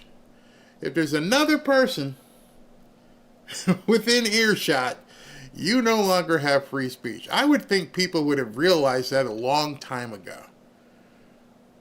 Unless you're a complete ass. Nobody should be looking at somebody going, hey, you know what? You're ugly. You know what? You're fat. Hey, you know what? You're a N-word. You know what? You're... No, you can't do that. Or else you get punched in the face. Maybe that's your issue. All right, let's look at some comments here. I think the president has said Trump is a master troller and the Dems eat it up every time. True, Barry. Yeah, exactly, man. These people just, what's this? I had watched Jay Leno back in the day. You probably, if you didn't know what Johnny Carson or Jay Leno, if you didn't know what their political affiliation was, you weren't seeing it on their show. Johnny Cash's last words, those damn cigarettes. Let's see here. What do we got here? 15. Wait a second. What's this? We watched Johnny from the top of the stairs when we were supposed to be in bed. Yeah, I remember that. I used to sneak under like the dining room table. I agree, respectively and polite free speech. Obama started the propaganda for sure. Who put that up? Where is that? Redeemed Patriot is talking about gold and silver prices. You know what? I should find out what the price was the first time I started talking to you guys about it. You'd probably be amazed where we are right now.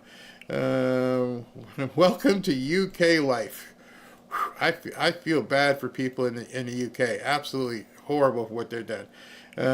When your wife asks you for your opinion, do you have free speech? Only if you repeat what she tells you your opinion should be. Otherwise, no, you don't. I like it. 32 years. One of my pet peeves is, hey, honey, what do you think we should paint there? Well, I think blue would look good. No, I think yellow. Then what'd you ask me for? You just wanted to know. Why didn't you just tell me, I think yellow looks good? Okay, it looks good. I remember my younger days and talking to somebody about being married. And how were you able to stay married so long? Because eventually I got used to the fact that her opinion had to be my opinion, and that the only two words in the dictionary that I needed to know was yes, dear. And I'm like, well, that ain't never happened. I run my shit, okay? Oh, yes, dear. You learn it. Yeah, you. Yes, dear. Yes, honey. Yeah. What'd you say? Nothing. I didn't say anything. Y'all know exactly what I'm talking about. If you've been married for any long length of time, you find out exactly what your free speech is worth. There is absolutely no doubt as to the limits of your free speech. Hey, let me do one of those commercial breaks here real quick, all right? Here we go. You know, I was online the other day and I stumbled across the video that I want you to go look at. It's from Chuck Norris. That Chuck Norris. It's insane. This dude is in his 80s. He's even older than President Trump, and he says he still feels like he's in his 50s. It's pretty shocking. He had some pretty cool tips on what to do and what he's been doing, including these 3 foods that he avoids like the plague, which you'll find on the video. First, I was a bit skeptical. He explained all the things he was doing, and it was super simple. Then I tried some of them myself, and they were so easy, and I'm even feeling amazing now, too. I had to do some of this stuff, different supplements, because covering this guy, like we're waiting for him right now, is a lot of work. At first, I didn't really want to share the info, but I thought you're all loyal to me as subscribers here, so I had to share it with you, too, since what happened to Chuck and I could also happen for you. But with any new method, of course, your results can vary. But the video is definitely worth checking out. And I actually reached out to him and was able to get a special link just for y'all. Watch the video now at chuckdefense.com/Barry. That's chuckdefense.com/Barry. To make it even easier, I've linked it below in the description, and you can check it out yourself. It's pretty quick, and seriously, it's been a game changer, and y'all want to know what he's been doing and what he's giving you to do as well. Check it out right now. I will be back in 90 seconds.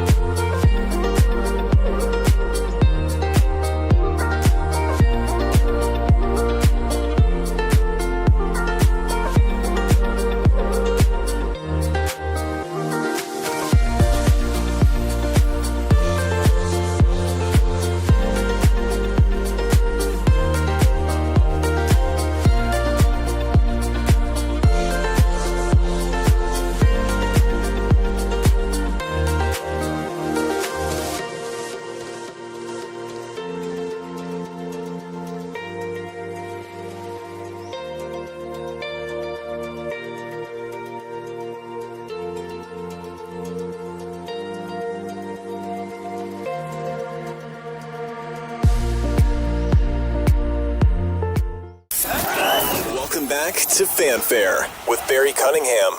Introduced Tim Walz as her running mate with a lot of fanfare, but he reportedly wasn't her first choice. Listen to this. The Atlantic magazine obtaining an excerpt from the former VP's upcoming book, 107 Days. And in an article, it reveals Harris wanted to actually pick former Transportation Secretary Pete Buttigieg.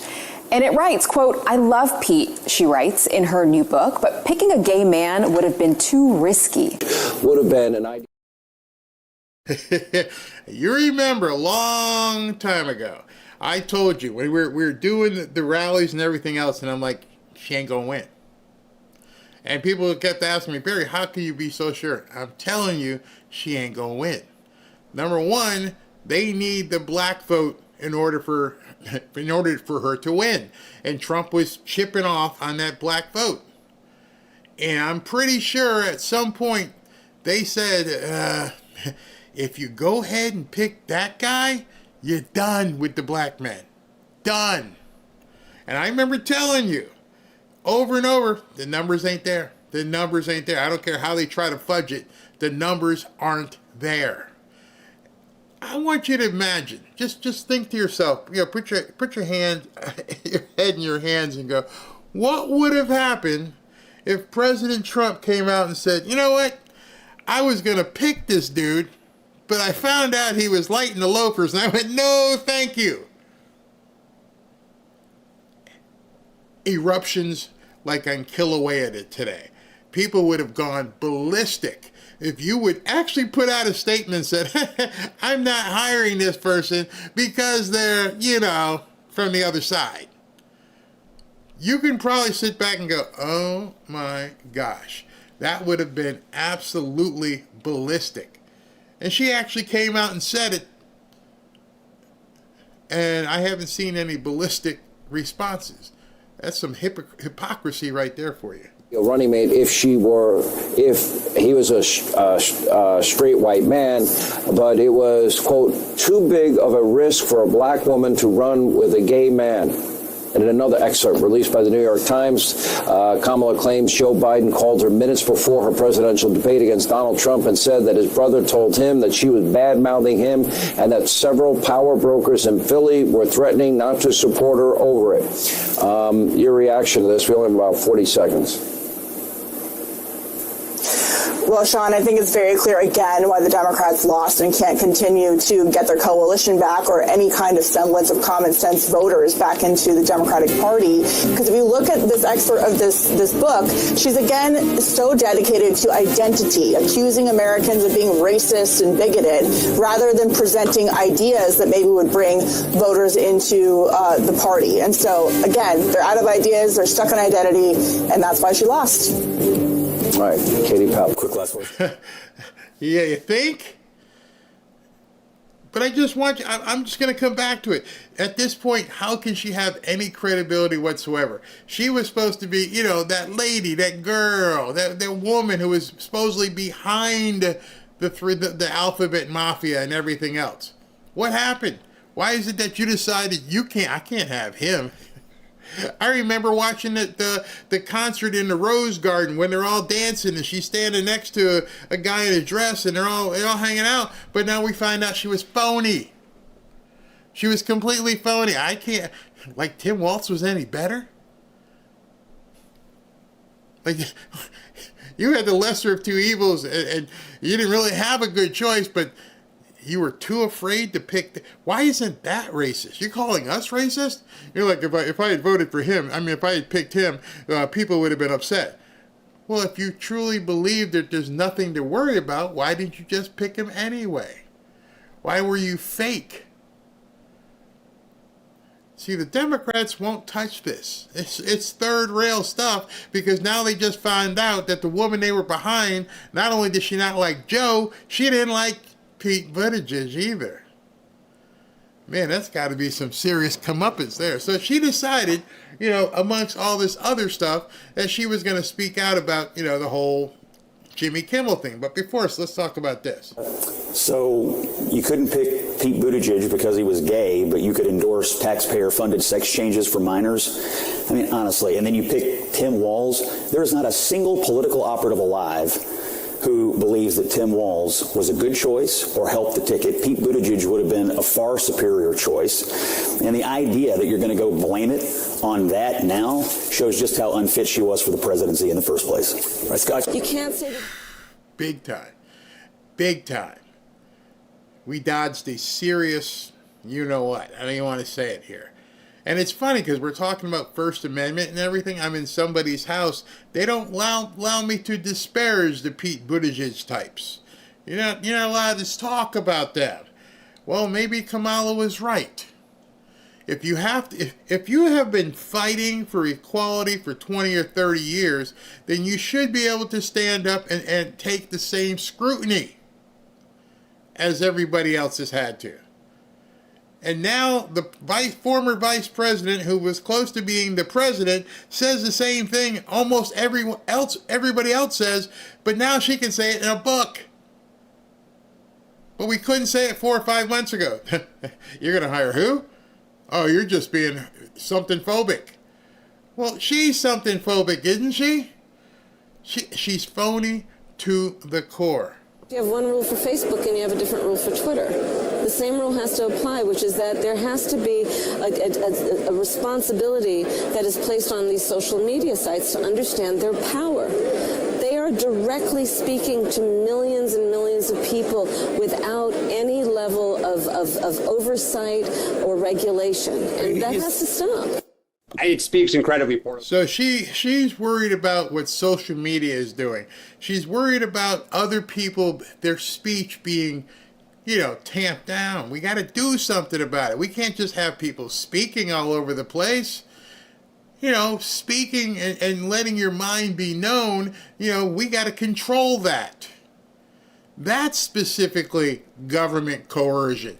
That is specifically the government getting involved in free speech. For some reason, not a single Democrat brought that up while she was running. Not one. Hey, didn't she just talk about infringing upon free speech? You know, the government doing it?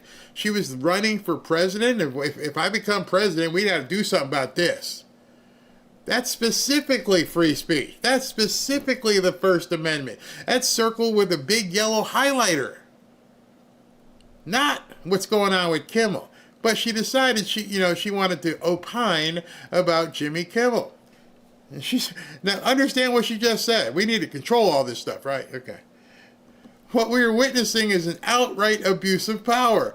This administration is attacking critics and using fear as a weapon to silence anyone who would speak out. Media corporations, television networks, newspapers are capitulating to these threats. We cannot dare to be silent or complacent in the face of this frontal assault on free speech. We the people deserve better. So what would it have been if you were president? You told us you were going to shut it down on a government premise. This is free enterprise. This is the open market. And this is a company deciding how they're going to handle their business, whereas your platform, as you were running for president, was exactly what you think is happening now. How is it any different? Well, the big difference is that you would have been president. President Trump didn't abuse any power. The company exercised power. The administration is attacking critics and using fear as a weapon to silence anyone who would speak out. No, you must be like the guy at CNN and don't understand economics. I hope you understand economics, because what's about to happen. But, I posted this, and this is where, was the genesis of this show. Can we stop talking about Jimmy Kimmel? It's done, mission accomplished. And look at what she wrote there. Let's be honest, Trump's Twitter account should be suspended. As a government official, Trump's Twitter account should be suspended. I don't even know how you have the audacity. I don't even know how you have the cojones to post something like that, knowing that you were looking to do just that. See, if there wasn't hypocrisy amongst the Democrats, then there wouldn't be a Democrat Party. Let me just check something to see if he can come on. There wouldn't be a Democrat Party. It would. They're crazy. Listen to this. We have Kamala Harris. I mean, she's now pooped on Joe Biden. Tim Walz looks terrible in this.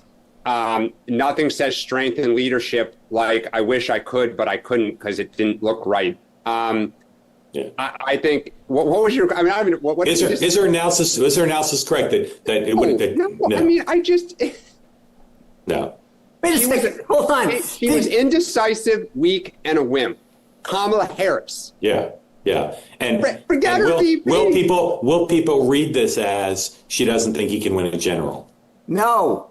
No one cares what Kamala Harris thinks. I agree with Dan. Just to be clear, I agree with Dan. This says I have no fortitude. I won't do the right thing. I'm politically weak. And by the way, what does it say that put in there? But God, is it accurate? but hold on. What does it say that you picked Tim Walz over that guy? You thought exactly.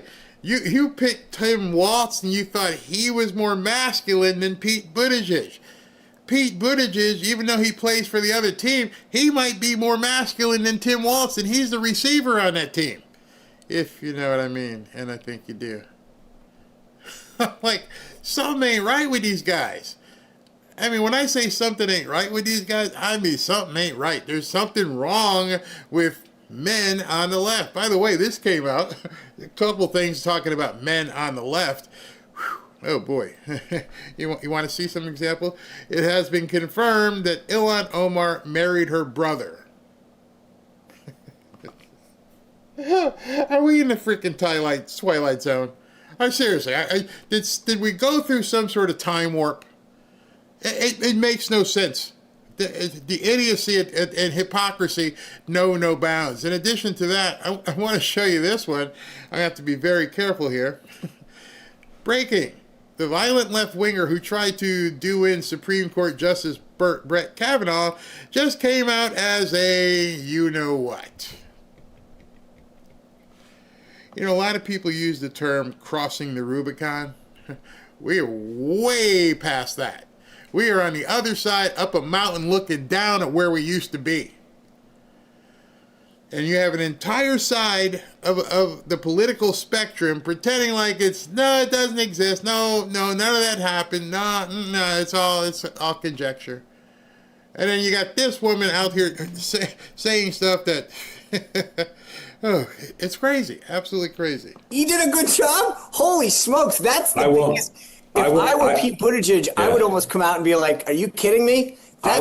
I will say again, did anyone read this book for her before she turned it in? I mean, it's just the things we know so far, just the judgment, whether she wants to run for president or not.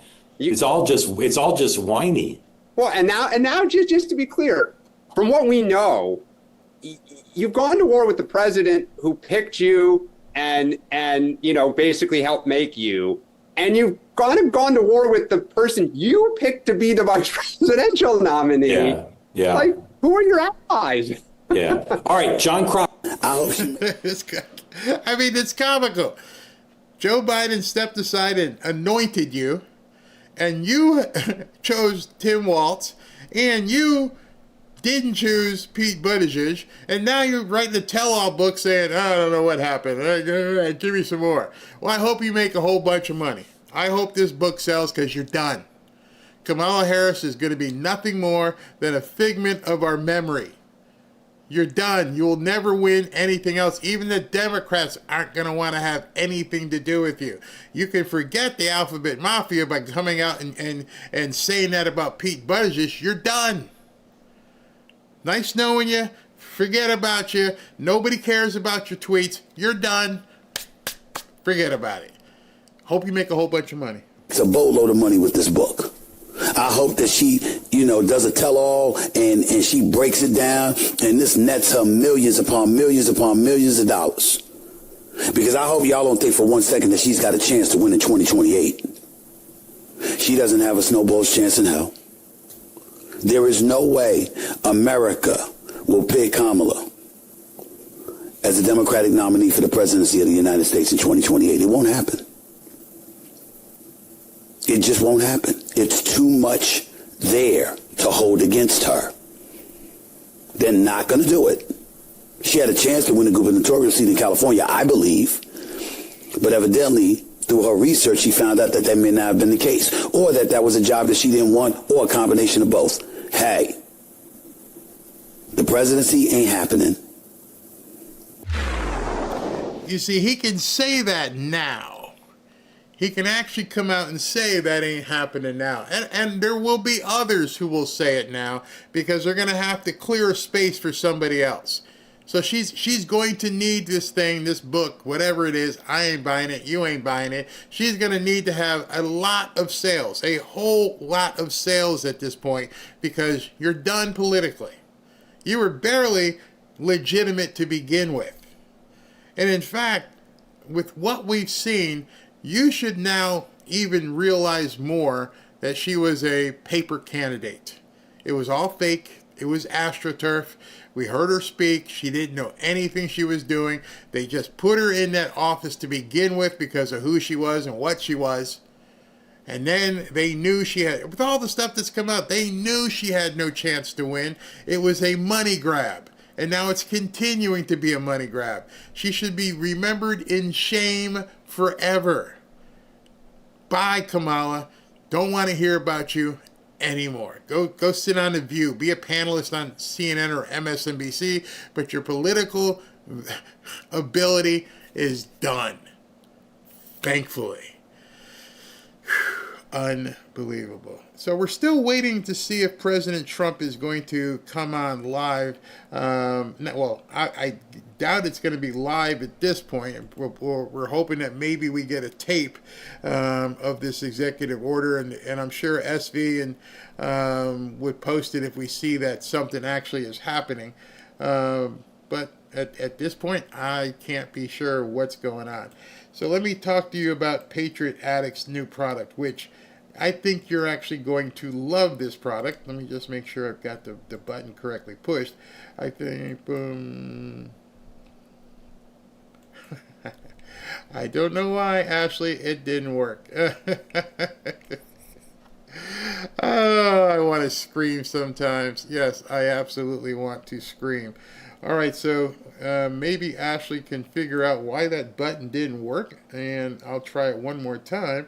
Let me see if it works this time. Oh, that's why. It's not in there. Interesting. Very interesting.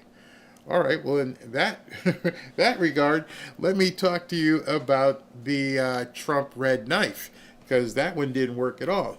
Not the red knife, the signature blade.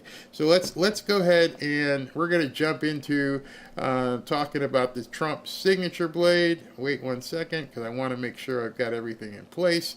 I was supposed to do a different read, but that read didn't work, and the button went and died on me. So 1 second here. What did I get here? Here, we're going to talk about this.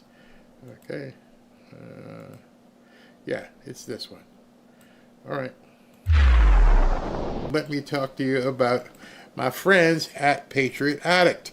And at Patriot Addict, they're doing a whole bunch to help out this channel, so I'm going to do a whole bunch to help them out as well. You guys are familiar with the red Trump knife, which looks like this, and we've had many people buy it, but now they're coming out with a new improved, the Trump signature blade right here with President Trump's signature on it, as you can see in the artwork there as well. And here is the knife that I've been talking about. Hold on. And it's the 45-47 knife, a little bit different color, black and white. Still got all the same features. It's got the window breaker, should you get stuck in a car. It's got the seatbelt cutter, and it's got the quick action opening of the blade. Still very heavy, very sharp. I mean, this thing here is very sharp. Please be very careful.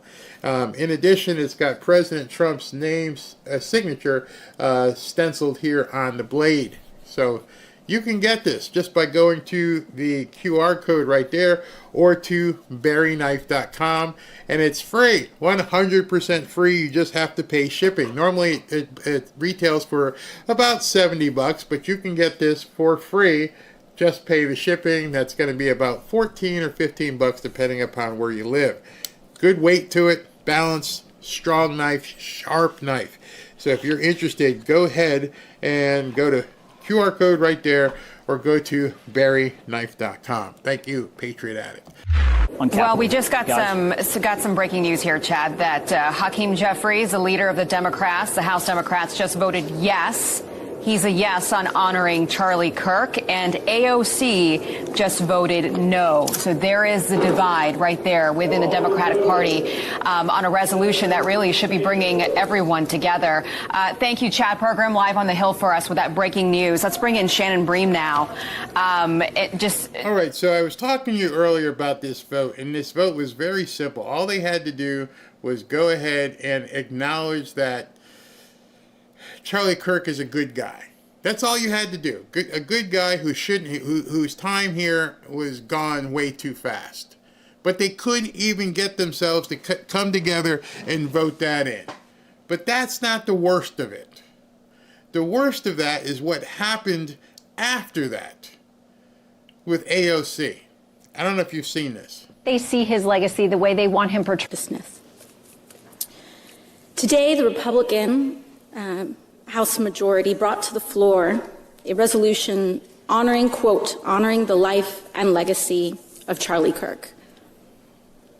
Charlie Kirk's assassination was a horrific and vile attack and incident of political violence. And condemning the depravity of Kirk's brutal murder is a straightforward matter. one that is especially important to help stabilize an increasingly unsafe and volatile political environment where everyday people feel more at risk. We can deeply disagree and come together as a country to denounce the horror of this killing. And it is not a license for the abuse of power and whitewashing of American history. Whitewashing.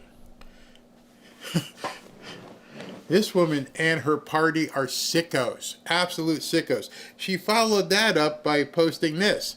We should be clear about who Charlie Kirk was. A man who believed that the Civil Rights Act that granted black Americans the right to vote was a mistake, who after the violent attack of Paul Pelosi claimed that some amazing patriot out there should bail out his assailant, and accused Jews of controlling not just the colleges, it's the nonprofits, it's the movies, it's Hollywood, it's all of it. His rhetoric and belief were ignorant and sought to disenfranchise millions of Americans, far from working tirelessly to promote unity as asserted by the majority in the resolution voted on today. We can condemn his horrific assassination and the scourge of political violence without uplifting these ideas. This woman's a scumbag. She is a complete scumbag. She's also a liar. And if this is who the Democrats are, believe them. Believe who these people are.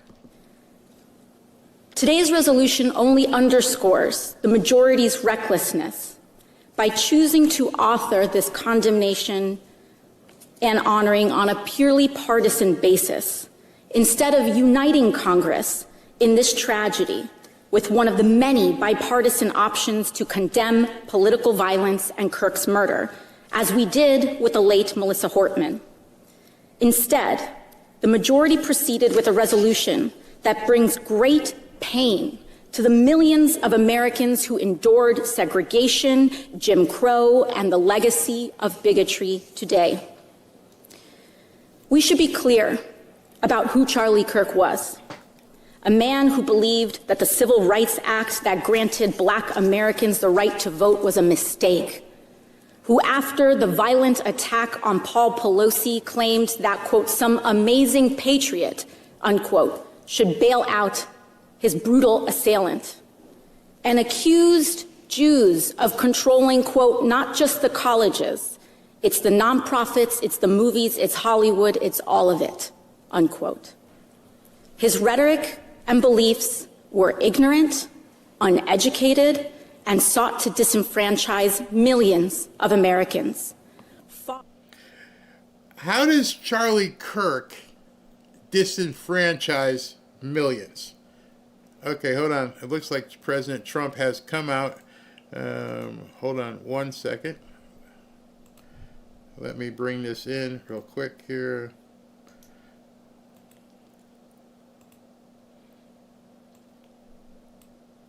One second. Republicans total, and we need 60 votes. That means we need Democrat votes. I want to thank Senator John Fetterman. He wants to keep the country open. We're doing so well as a country. We're doing probably better than ever before. If you look at the stock market and other indicators, we have tremendous investment coming in, record investment coming. Everything's going well, but the Democrats are unhappy about that because they don't want it to go well. I think they actually dislike our country greatly. So they want to shut down the country. They want to have open borders. They want to stop the fighting of crime, where we've been very successful. The D.C., as you know, Washington, D.C. is it's a hot place right now. Everyone's having dinners. They're going out all over. There's very little crime. They haven't seen numbers like this in many, many years. And other places, as you know, we're going. Well, I think they actually dislike our country greatly. So they want to shut down the country. They want to have open borders. They want to stop the fighting of crime, where we've been very successful. The D.C., as you know, Washington, D.C. is it's It's a hot place right now. Everyone's having dinners. They're going out all over. There's very little crime. They haven't seen numbers like this in many, many years. And other places, as you know, we're going into Memphis. We'll soon be going into Chicago. We've already had people out there and in there, and FBI's been there. We've brought the numbers down, but we're going to be bringing them down a whole lot. But I guess they want crime and we fight crime, and it's a pretty big difference. They want to have men playing women's sports. They want transgender for everybody. And if they don't get everything that they want, all these things that they want that are proven so badly, they want to close our government down. We're not going to let bad things happen to our country. We're not going to approve things that we shouldn't be approving. Just today, the House Democrats voted against condemning the political assassination of Charlie Kirk. Who could vote against that? The condemning, all they're saying, please condemn the assassination of a human being. And they said, no, we're not going to do that. Remember this, we had an election a very short time ago. Republicans won presidential. We won the popular vote by a lot. We won all 7 swing states. We won the Electoral College by a lot. We won most U.S. counties in a total landslide. So we won most. It's a very big statistic. We won the counties in a number that I don't believe has been hit before. 2,600 counties versus 525 counties for the Democrats. So the Democrats really should start respecting what takes place at the voter booth.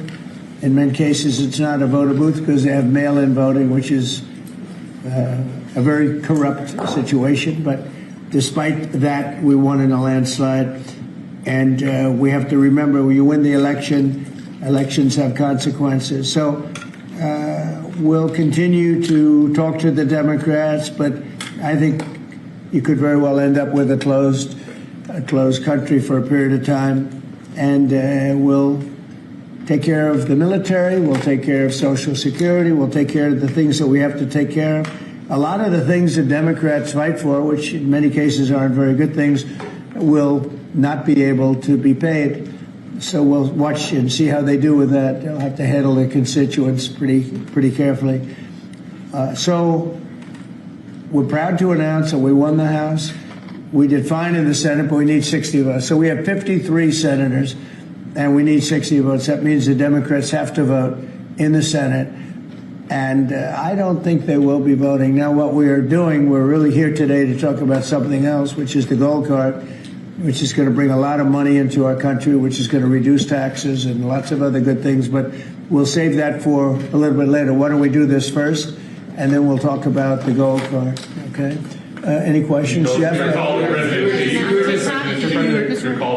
It was great. I had a great call with President Xi, and as you know, he approved the TikTok deal, and we're in the process. We have some great investors, some of the biggest in the world, American investors, great people, and we look forward to getting that deal closed. Is it fully approved? The Chinese statements didn't necessarily. Well, I think so. I mean, when you say fully approved, I don't know what that means. We have to get it signed. I guess there could be a formality. I found his word to be very good. President Xi and I had a long talk. We talked for almost 2 hours, and it started at 8 o'clock in the morning.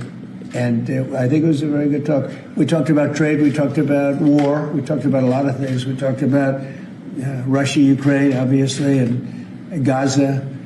We talked about a lot of subjects. It was a long call. It was a good call. We have a very good relationship. But the TikTok deal is well on its way, as you know, and the investors are getting ready. And I think China wanted to see it stay open, too. They wanted to see it. And I can tell you the young people in our country wanted to see it stay open very badly because, and if you take a look at my numbers, no Republican has ever done anything like we did. We got massive numbers of youth vote. And by the way, helped very much by Charlie Kirk. So Charlie was very much in favor of TikTok. He liked TikTok. And he said, you should use it. And other people said that too, and I used it, and I don't know if I have I think I set records. I looked at numbers that are phenomenal. We'll pass them out to you. and it had probably a pretty big effect on the election because we won the election by a lot. So we are at a situation where in a little while, meaning a number of days, we'll probably, I don't know if you can make a deal with these people. I think these people are crazy. Again, anybody wants open borders and don't want to fight. They don't want to fight crime. They hate to fight crime. And in Chicago, last weekend, you had 11 people killed, murdered, and you had 28 shot. And those numbers have been pretty consistent all throughout a period of time, whether it was 4 people, 5 people, 6 people, 11 people, 12 people killed, murdered. And they don't want to spend money to fight crime. And it's not even much money, relatively speaking. It's very little. But we're going there anyway. It doesn't make any difference. We're going to Chicago. We're going to Memphis next. And we're going to clean up the crime in the cities because we have to do that. Okay? Mr. President, with this deal today, are you confident that the CCP won't be exerting control? Yeah, over we're going to have a very tight control. And look, it's an amazing thing that's been created. There's tremendous value with TikTok. And I'm a little prejudiced because I frankly did so well on it. It got me numbers that nobody's ever even heard of before. So a lot of people want it. The young people of this country want it badly. The parents of those young people want it badly. And so we were able to work out a deal with China. And it's a very good deal for us. I hope it's a good deal for them. Would you be confident in a deal, or would you accept a deal where China controls the algorithm of TikTok? Well, it's all being worked out. We're going to have very good control. We have these are American investors, all of them, and they all love our country. They're all very well-known people, very famous people, actually, financially, and they'll have control of it. Mr. President, I want to thank President Xi because he was a gentleman, and we've just had a good relationship. And we wanted a lot of people in this country wanted to be open. And again, if it weren't open, maybe, I don't know. I think we won by so much it wouldn't have mattered. But we got a lot of votes. We got a lot of Republican votes from very young people. You go ahead, Jeff. Sir, Russian jets entered Estonia's airspace today for 12 minutes. Do you see that as a threat to NATO? Well, I'm going to have to look at it. They're going to be briefing me in a short while, so I'll let you know about it tonight or tomorrow. What's your take in general? Well, I don't love it. I don't love it when that happens. It could be big trouble. But I'll let you know later. They're going to brief me in about an hour. And a follow-up on Charlie Kirk. There's been a lot of talk about free speech this week. Do you see a difference between cancel culture and consequence culture? I mean, your question's a little trick question. I'm a very strong person for free speech.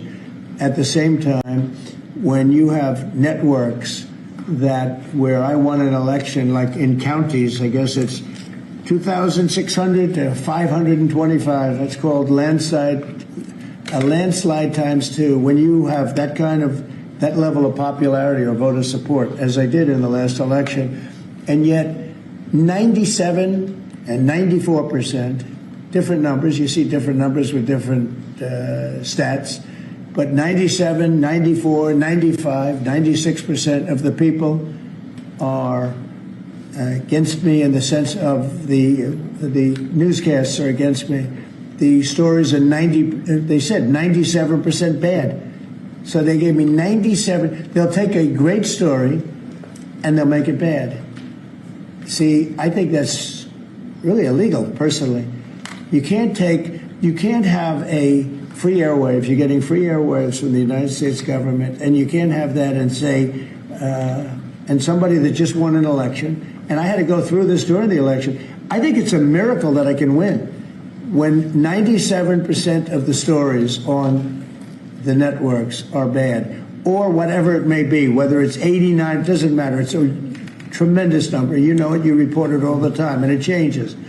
But when you have that kind of a negative reporting, fake negative reporting, when they take a great story and they make it into a bad story constantly, that's what they do. Look, 60 Minutes took Kamala's answer and they threw it out and they gave her a different answer so that she sounded competent. When things like that happen, George Slopadopoulos from your network, right? George Slopadopoulos had to pay $16 million to me because of what he said. and that's ABC. You had to pay more than that. Your network had to pay more than that. So I think it's very sad. But I think that reporting has to be at least accurate to an extent. Again, when somebody is given 97% of the stories are bad about a person, that's no longer free speech. That's no longer, that's just cheating. And they cheat. And they become really members of the Democrat National Committee. That's what they are, the networks, in my opinion. They're just offshoots of the Democrat National Committee. Mr. President, thank you. Liam Cosgrove with Zero Hedge. People are still anticipating who your pick for National Security Advisor will be. They're worried Marco Rubio is a little overworked. And one of the reported front runners is Michael Anton from the State Department. He's just authored the National Security Strategy. Also in the mix is Mike Flynn and Steve Witkoff. Can you give us an indication of who? Well, they're all good. No, we'll make a decision soon. Okay. But we're doing very well. I settled 7 wars, more than that, I think. But actually, we settled 7 wars. I have, we're working on Gaza, it's a tough one, but we'll get it done somehow. And we're also working with Russia and Ukraine. They hate each other so much you wouldn't believe it. President Putin and President Zelensky, they hate each other to a level that you wouldn't believe. So they're having a little bit of a problem with that. And are you considering Stephen Moran for Fed chair? I hadn't thought of it too much. He's doing a great job. Just got approved. His vote was a very good one. The Fed should have done more. Too late. Powell is terrible. He's a terrible chair. I think it's just terrible. But despite that, we're powering through it. We have another record stock market today. We're very, very high levels, and we're at the highest levels. So we're setting records many, many days during my administration. We've set records, and we'll see what happens with 50,000. 50,000 is a pretty big number. Never come close. And we're not so far away from it. So that's because they see what's happening. Not so much what's happening exactly right now, but they see all the plants that are being built. They see the kind of investment that's going to be made. When you take $17 trillion, so Biden had $250 billion, okay? Or putting a simpler way, they had much less than $1 trillion, but they had less than $1 trillion for 4 years. I have $17 trillion for 8 months. Nobody's ever seen anything like it. And I think they're looking at that and they're saying when those plants open, right now they're being built, a lot of them, and some are starting over the next year.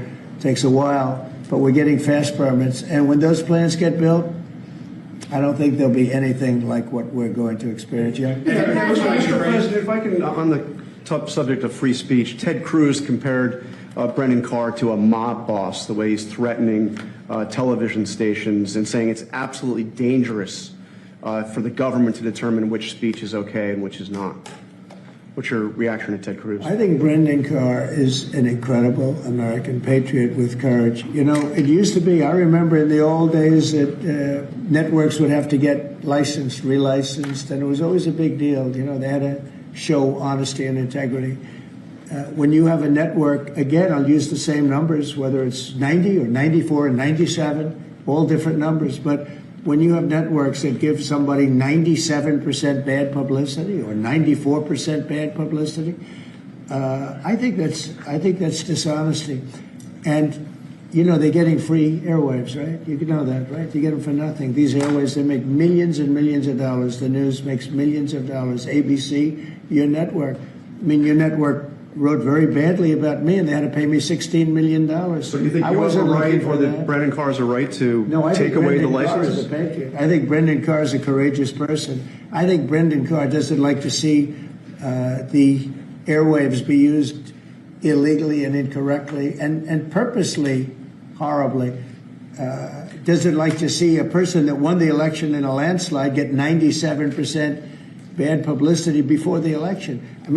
It's amazing that I won the election with that, but here's what happened. The people have given your networks no credibility. They don't give them any credibility, John. If they did, they wouldn't vote for me. They wouldn't have voted for me. When you look at, you could also say the liberal media, the liberal left, when you look at these stories and papers, but we're not talking about that. We're talking about, I assume you're talking mostly about the networks, but they have a licensing procedure, and you can read it as well. They have to show honesty and integrity. And when they take a good, well, I think the people decide. That's why I'm president. When they take a great success, like you often do, and you make it into like it's a loser, or you put a negative spin on it, I don't think that's right. So I think Brendan Carr is a great American patriot. So I disagree with Ted Cruz on that.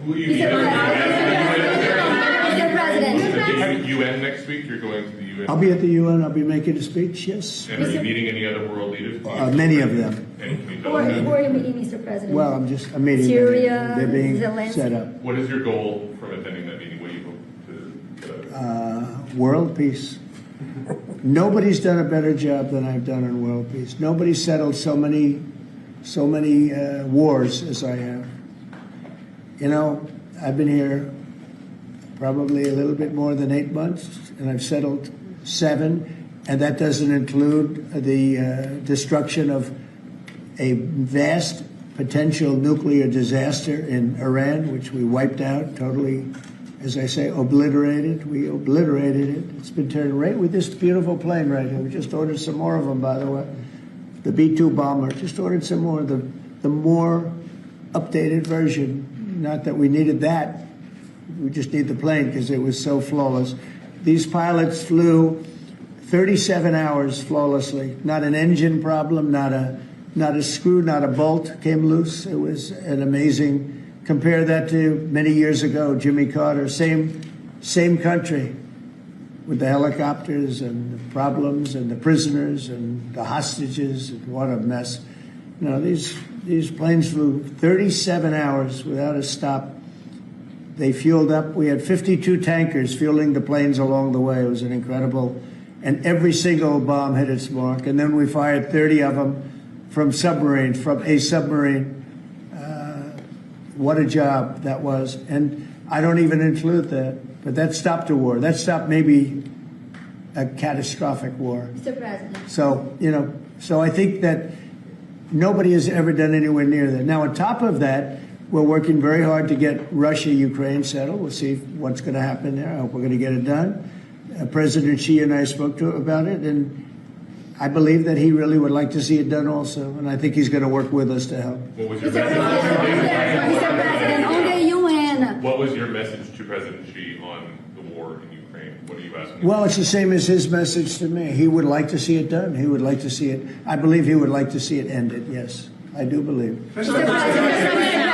These 2 wars that you were talking about, Gaza and Ukraine, are escalating. At the same time, you're going to take the stage at the UN, back at the stage after these years.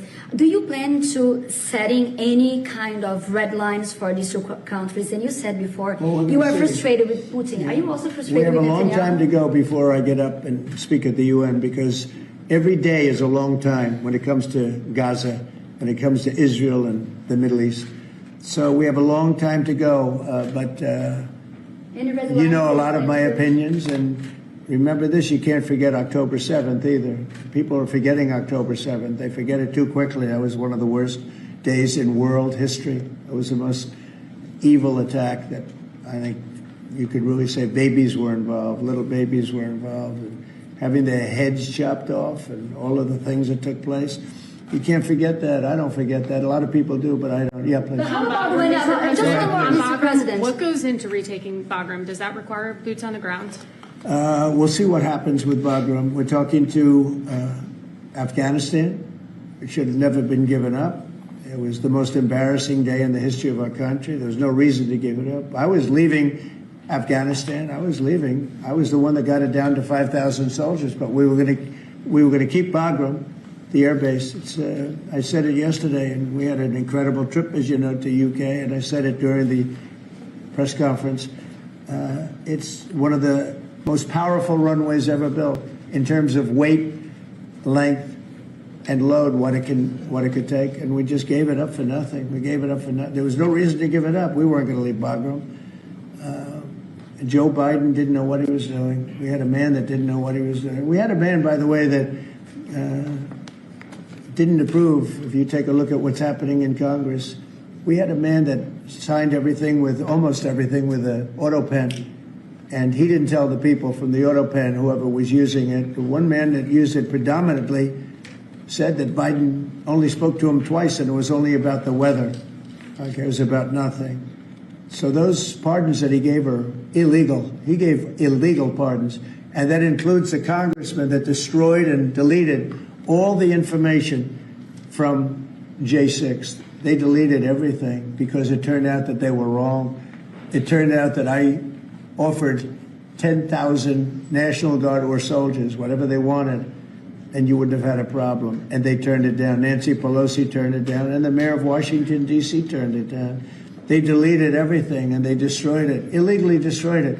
And Biden gave them a pardon. And Biden gave a lot of other people pardons that, frankly, would be in jail if it wasn't for those pardons. But those pardons now are illegal, according to just about everybody. On Letitia James, are you disappointed that the U.S. Attorney for the Eastern District of Virginia has not prosecuted Letitia James? Do you intend to fire him? Well, we're going to see what happens. I am not following it very closely. It looks to me like she's very guilty of something, but I really don't know. I know that the U.S. Attorney from the Eastern District, or from that district in Virginia, that he was approved by 2 Democrat senators who, in my opinion, are among the worst. And when I learned that 2 senators, Democrats, because as you know, it's very hard with the blue slip, it's very hard for a Republican to get somebody approved if you have 1 senator that's a Democrat because of an old custom. It's not a law, it's a custom. It's a ridiculous custom. But if you have a Democrat senator, you have to get that senator approved. Well, in this case, we had 2. When I saw that he got 2 senators, 2 gentlemen that are bad news as far as I'm concerned, when I saw that he got approved by those 2 men, I said, pull it, because he can't be any good. So you want him fired? You want him out? Yeah, I want him out, yeah. When I learned that he was blue-slipped through by 2 Democrat senators in Virginia, people that would never vote for it, the people that haven't voted for us for probably years, probably years. 2, in my opinion, 2 bad guys. You know, they are Warner and Kane. 2 bad guys, bad senators, too. They do a terrible job for the people of Virginia. But when I saw that he got approved by these 2 terrible people that haven't voted, they just don't vote, no matter what it is. We could give them the greatest deal ever, and they still wouldn't vote. And they voted for this guy. And I have other people, judges, and I have U.S. attorneys from other states where I have the same situation, and they can't get approved. So when I learned that they voted for him, I said, I don't really want him. Okay. Do you want to get? Have you seen the polling, the Gallup poll out of Ukraine that shows 23%, less than a quarter of Ukrainians actually support continuing the war against Putin? We saw the European leaders come here and try to say the world is united for the war effort, but Ukrainians have war fatigue themselves. Have you seen the polling and your thoughts on it? I don't blame them. It's a war that never should have started. It's a war that never would have happened. If I were president, that war never would have happened, ever. That's a disgrace that that war happened. And they're losing anywhere from 5,000 to 8,000 people a week on that war, which is the worst since the Second World War. That's a war that should have never happened. And if you consider would have never happened. And it didn't happen for 4 years. When I was here, it didn't happen. Go ahead. Have you considered cutting funding, even promises made by the Biden administration? Well, we're not spending any money on the war. You know, we're being paid for everything we said. Unlike Biden, he gave them $350 billion. And it was shocking. We're not spending any money on the war. The war is being funded by NATO. NATO is buying our equipment. In fact, I don't want to make money on that war. I don't want to, but we are actually making money on that war because they're buying our equipment, as you know. But NATO, as you know, very important, is funding the entire thing. They're paying for the missiles, for the tanks. They're paying for anything that's sent over there. It goes to NATO, and then NATO does what they want with it. In this case, I guess they give it to Ukraine. It's a very sad war. It's a war that never should have happened. Mr.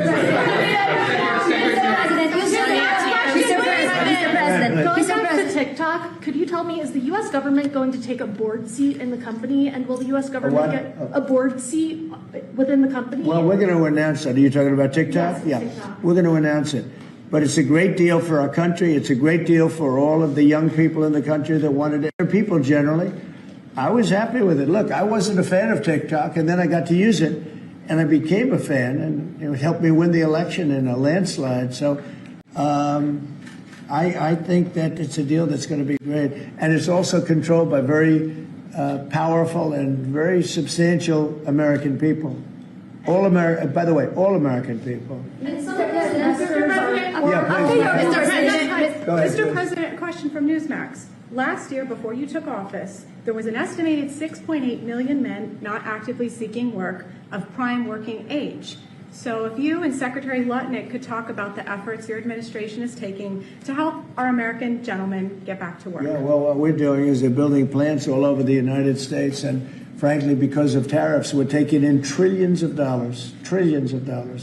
And countries that have ripped us off for years, and everyone knows this, countries that have ripped us off for years, like nobody's ever been ripped off before, they're now having to pay up. They're paying a lot of money to America, and we're reducing taxes with that money, and we're doing things that we were never able to do before.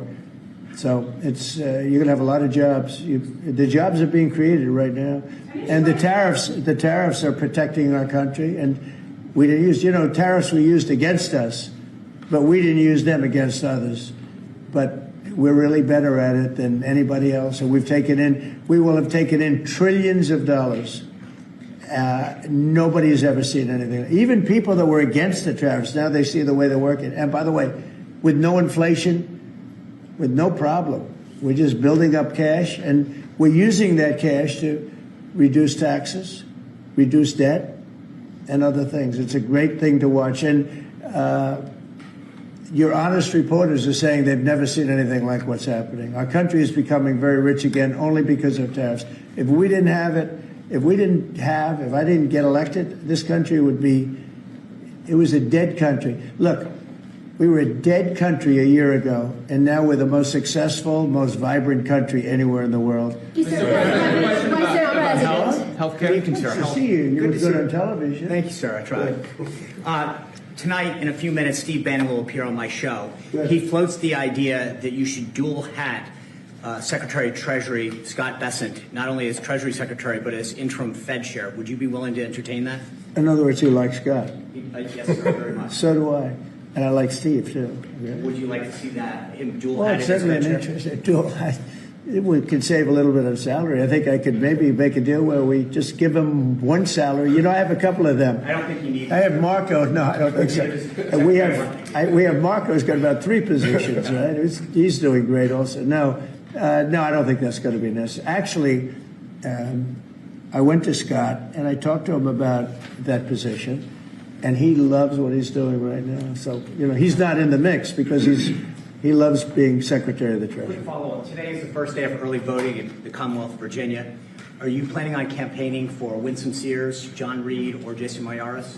Well, I'm going to have to look at some of them. As you know, it's sort of a semi-local election. I've been watching it. I've been seeing the ads. I would appreciate it as a Virginia voter. Who do you like of the group? Who do you like? The whole ticket, sir. All of them? You like them? All right. Yes, sir. Well, I'll take a very strong look. Appreciate Okay. For you, I'm going to look. Secretary Kennedy's panel on vaccine changed its broad recommendations on COVID-19 vaccines today. Are you comfortable with that change, or would you like to see Americans take the vaccines that were developed under your tenure? Yeah.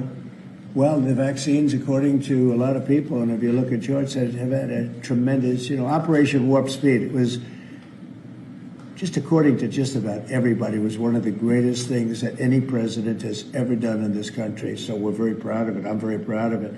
I'm also very proud of Regeneron and some of the things that came out of, all of the labs and all of the research that we've done.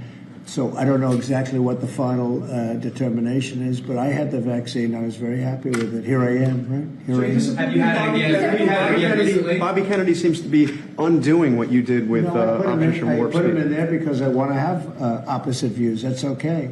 I think we're going to have something very, very big coming up soon on autism. Autism is totally out of control. And one of the most important things that, in my opinion, I had to do is to see what's going on with autism. And we're going to have a news conference early next week on autism. And I think you're going to see some things that are amazing that we've learned that somebody else wouldn't have learned. It's out of control, autism, out of control. And I think we maybe have the reason why.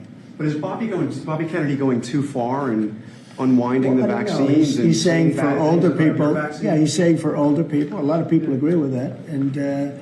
But I can tell you this: Operation Warp Speed, one of the greatest things a president has ever done for this country. And you can say the world, because when we came up with that vaccine, the whole world opened up. But I put Bobby there as somebody that will go either way. I want the facts, but I also look at facts from Pfizer, where they spent a lot of money, and the other drug companies, they spent a lot of money on finding out the results after the fact, and the results were amazingly good. Mr. President, after your conversation, I'm wondering if you've seen the video put out by former Israeli hostages. It's addressed to you. One is a widow of one that died, and these are people who were freed thanks to you. But they're actually encouraging you to force a ceasefire, force Netanyahu to a ceasefire, and they didn't address it to him because they think you're the one who might actually listen to them and get it done. They're worried that the hostages who are still there are more at risk if the war continues. Your thoughts on it? They might be. They also, maybe they'll be freed because of that. You know, you never know how it's going to look. War, I was saying, yes. War, a lot of strange things happen. A lot of results take place that you would never think were going to happen. As you know, I was able to get most of the hostages out. We're down to 20, and we have 32 dead people. You know that. We have 32, maybe more, 38, but between 32 and 38 people that were dead, mostly young people. And I've dealt with some of the parents.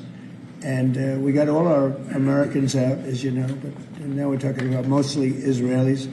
But I dealt with parents, I spoke to parents, and they want the body of their son, I believe in almost all cases sons, but they want the body of their cherished, beautiful son. They want the body back as much as though he were alive. It's so sad to see. But I've dealt with the mothers and fathers. Please, sir, please, the body of my son. They know he's dead, and they just want him back. They want him back as much as though he's alive. I mean, it's very terrible. And you know, we have very close to 40 bodies that are included in the whole thing. But we have 20, probably 20 that are living. It might be a little bit less because a couple of things. Look, young people don't die. Okay, they just don't die.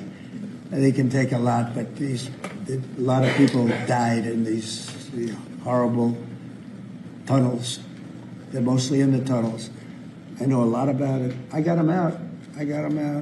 But I always said the last 20, when you get down to the last 10 or 20, it's going to be very tough. It's a nasty situation. You can't forget October 7th, but it's a nasty situation, terrible. Mr. President, on Gaza, the UN concluded this week that Israel committed genocide in Gaza. What are your thoughts on that? Well, I haven't seen that. I'm looking at it, but did anybody commit genocide on October 7th? What do you think about that?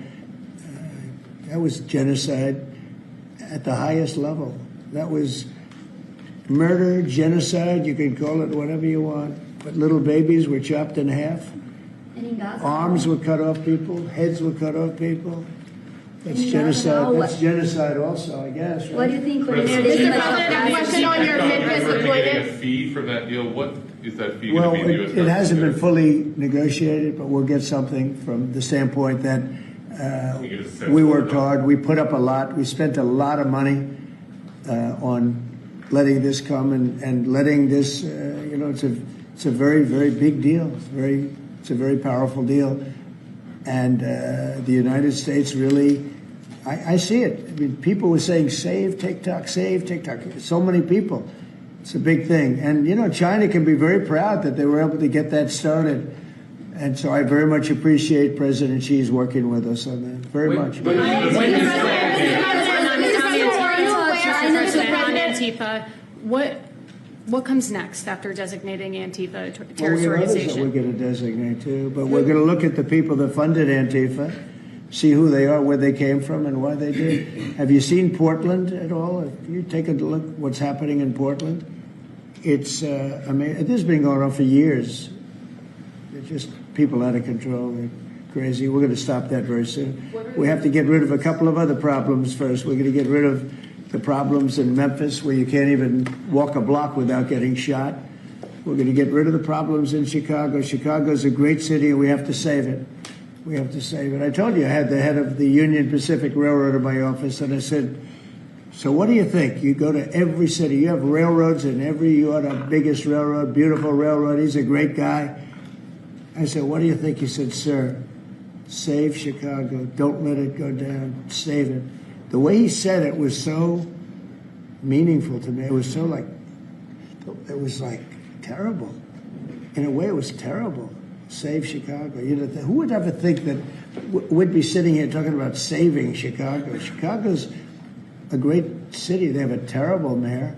Terrible. He's at like 5% approval rating. He's an incompetent person. They have an incompetent governor, in my opinion. He's incompetent.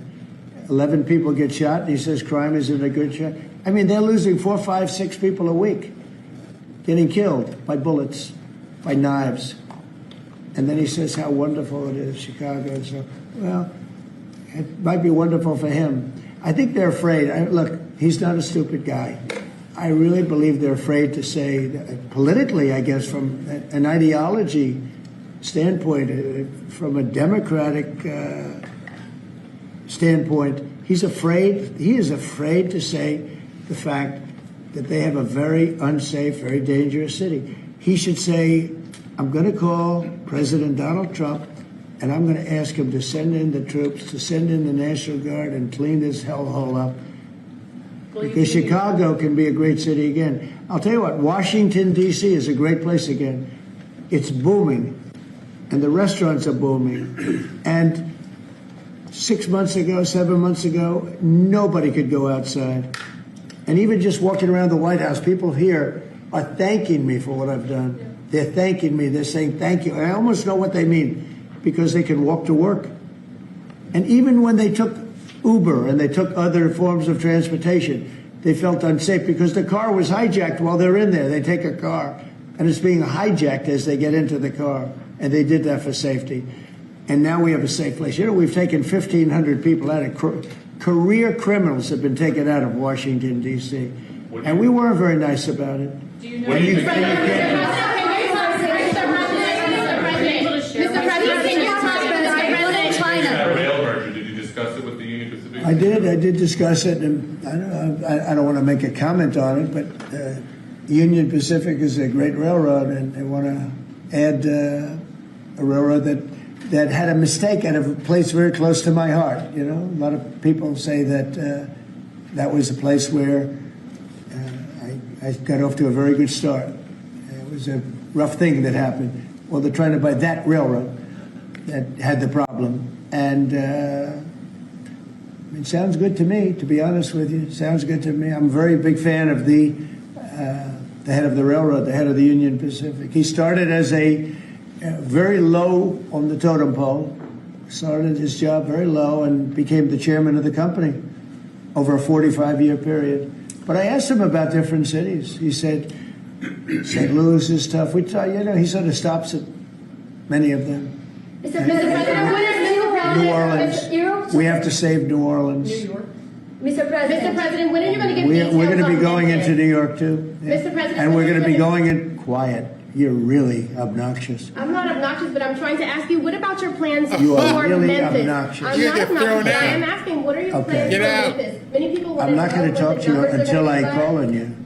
What are your plans for So, Memphis, who Mr. else? Yeah, President? go ahead. Yeah, I just want They're to around. sell this free speech question, because you've said that you restored free speech in America. Yeah. Is that free speech including for people who are harshly critical of you, for your political opponents, for people who say things you don't like? I've become immune treat to you it. unfairly? I've become immune to it. There's never been a person that's had more unfair publicity than me, and that's why your network paid me $15 million, or $16 million, I believe, to be exact, George Slopadopoulos.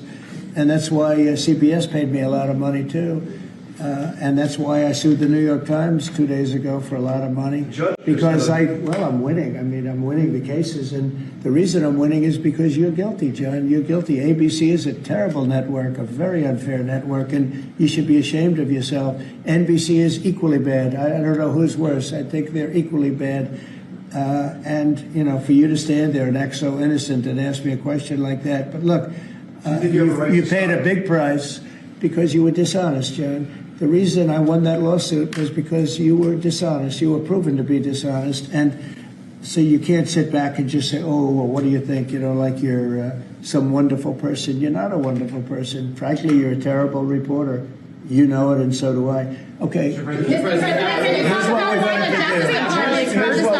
Here's what we're going to do. We're going to talk about something that's going to reduce our taxes greatly. That's going to hopefully bring some great people into our country. You know, as you know, right now nobody's coming in because we've succeeded in closing. We've closed the border very successfully. I think you will agree. We had nobody come in for the last few months. I mean, it was actually said zero. Even I can't believe zero, but the numbers are put out by very impartial people or people that have a tendency to be on the left. And they actually said for the last 3 months, nobody came in. We have a very strong border. It's a closed border. People are coming into our country, but they're coming in legally. It's a beautiful thing to watch. But we are doing something where rather than coming into the border, 25 million people came into our country during Biden.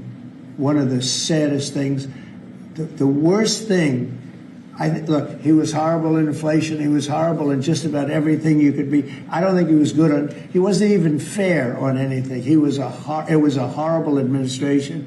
He was the worst president in the history of our country, and we have to mop it up. The hardest thing that we have to do is to get rid of the criminals that he allowed into our country from prisons, from mental institutions, gang members, drug dealers. And we're getting them out, and we're getting them out fast, and we're making America safe again. Great again, but we're making America safe again. And it's an honor to do it. But this is something, this is an unforced error. What they've done is this is just an unforced error. So I'm going to ask Howard to speak. Howard's done a fantastic job, as you know, Secretary of Commerce.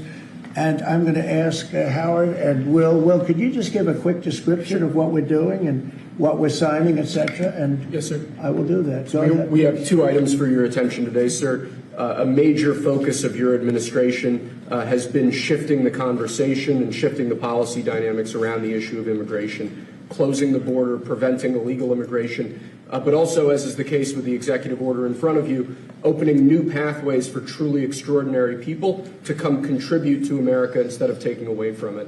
So this executive order is entitled the Gold Card. It will set up a new pathway, a new visa pathway for foreigners of extraordinary ability who are committed to supporting the United States for a payment of $1 million to the U.S. Treasury, or if a corporation is sponsoring them, $2 million by that corporation. And that will give them access to expedited visa treatment as part of this new Gold Card program. And one of the biggest problems we have is that people, they go to the best schools and they do great and they get great marks, and then they're thrown out of the country. You're not allowed to stay. This way, a corporation will be able, sort of like a signing bonus in baseball or football, a corporation will be able to get them to stay in the country. And I think it's going to be tremendously successful. Howard, would you say a few words about it, please? Sure. So historically, the employment-based green card program let in 281,000 people a year. And those people, on average, earned $66,000 a year on average, and they were 5 times more likely to go on assistance programs of the government. So we were taking in the bottom quartile, below the average American. It was illogical. The only country in the world that was taking in the bottom quartile. So what we are doing now is we are going to stop doing that. We're going to only take extraordinary people at the very top. Instead of people trying to take the jobs from Americans, they're going to create businesses and create jobs for Americans. And this program will raise more than $100 billion for the Treasury of the United States of America. Which we'll use for cutting taxes and paying down debt. We think it's going to be very successful. Essentially, we're having people come in, people that in many cases, I guess, are very successful or whatever, and they're coming in, they're going to spend a lot of money to come in. They're going to pay as opposed to walking over the borders, and they may come from jails, prisons, and everything else. These people don't. They're very productive people, and they're going to pay $1 million. The corporation is going to pay $2 million, and it's going to raise billions of dollars, billions and billions of dollars, which is going to go to reduce taxes, pay off debt, and other good things. So I think it's going to be very successful. Mr. President, what? The big techs, are the big techs on board with this decision? You just what's going to, well, I wish you'd speak more clearly. I really do. Give it to me again. Are the big techs, the CEOs, on board with this decision? Big techs? Big techs. You talk to them about this? Yeah, big tech. Yeah, it's big tech. It's every company. It's big tech. It's big tech. It's big everything. Okay. It's a company. I said it's not a tech company. It's tech companies and everything else. It's companies having a hard time getting people to be able to stay in the country. It's very difficult. Now, if you want to walk through the border, you can have no problem. People say, well, the best way to come in is walk right through the border. But they can't do that anymore because under our administration, the border is totally closed. You can only come in if you come in legally. And that's the way it's been, and that's the way it should be. And we're taking a lot of people out of the country that are here from prisons, from jails, from mental institutions, and even insane asylums, people that are crazy. We're taking them out of the country. We're getting them out of the country because you can't have a country like that. And I tell you, Christie and Tom Homan and all of the people that have worked so hard on this, they've done an unbelievable job. And I think we're getting great marks for it. People feel safe. Washington, D.C. is just the beginning. We brought the numbers down in Chicago a little bit by having the FBI in there for the last 5 months. We brought the numbers down in Memphis a little bit, but now we're going for the big one. Now we're going to go for the big one. But we set ourselves up very well in Chicago, Memphis, New Orleans a little bit, going in early just to see what was happening. We study it. We're studying the site. It's sort of like war. I mean, I hate to tell you, it's like war. Some of these people are really bad. They're really, really sick people. They're dangerous people. They're killers. They're murderers, drug dealers, and you can't have it. You can't have a country like that. It's so beautiful to see at Washington, D.C., that people are walking down the middle of the street, and they're going to restaurants, and you are too. And half of you were mugged. I mean, I don't know if she's here now. I don't see her, but, some people were badly mugged that were reporters. 2 of the people right standing in the back of the room were mugged, and not going to have that anymore. And if you look at the crime stats in Washington, D.C., you have a safe place again. They were afraid to go to a restaurant because the restaurant would be held up while they're having dinner. And so they'd be mugged going there, and assuming they escaped the mugging, they go to the restaurant and then they're held up. This is how bad it's been. To follow up on the visa question, I think this may be the next thing that you're signing, but for the H-1B visa action that you're doing It's today, going to be next. We'll talk about that. You're very close to the technology CEOs. Are they concerned about that? I think they're going to be very happy. Everyone's going to be happy. And we're going to be able to keep people in our country that are going to be very productive people. And in many cases, these companies are going to pay a lot of money for that. And they're very happy about it. Okay, we'll talk about that next, all right? Okay.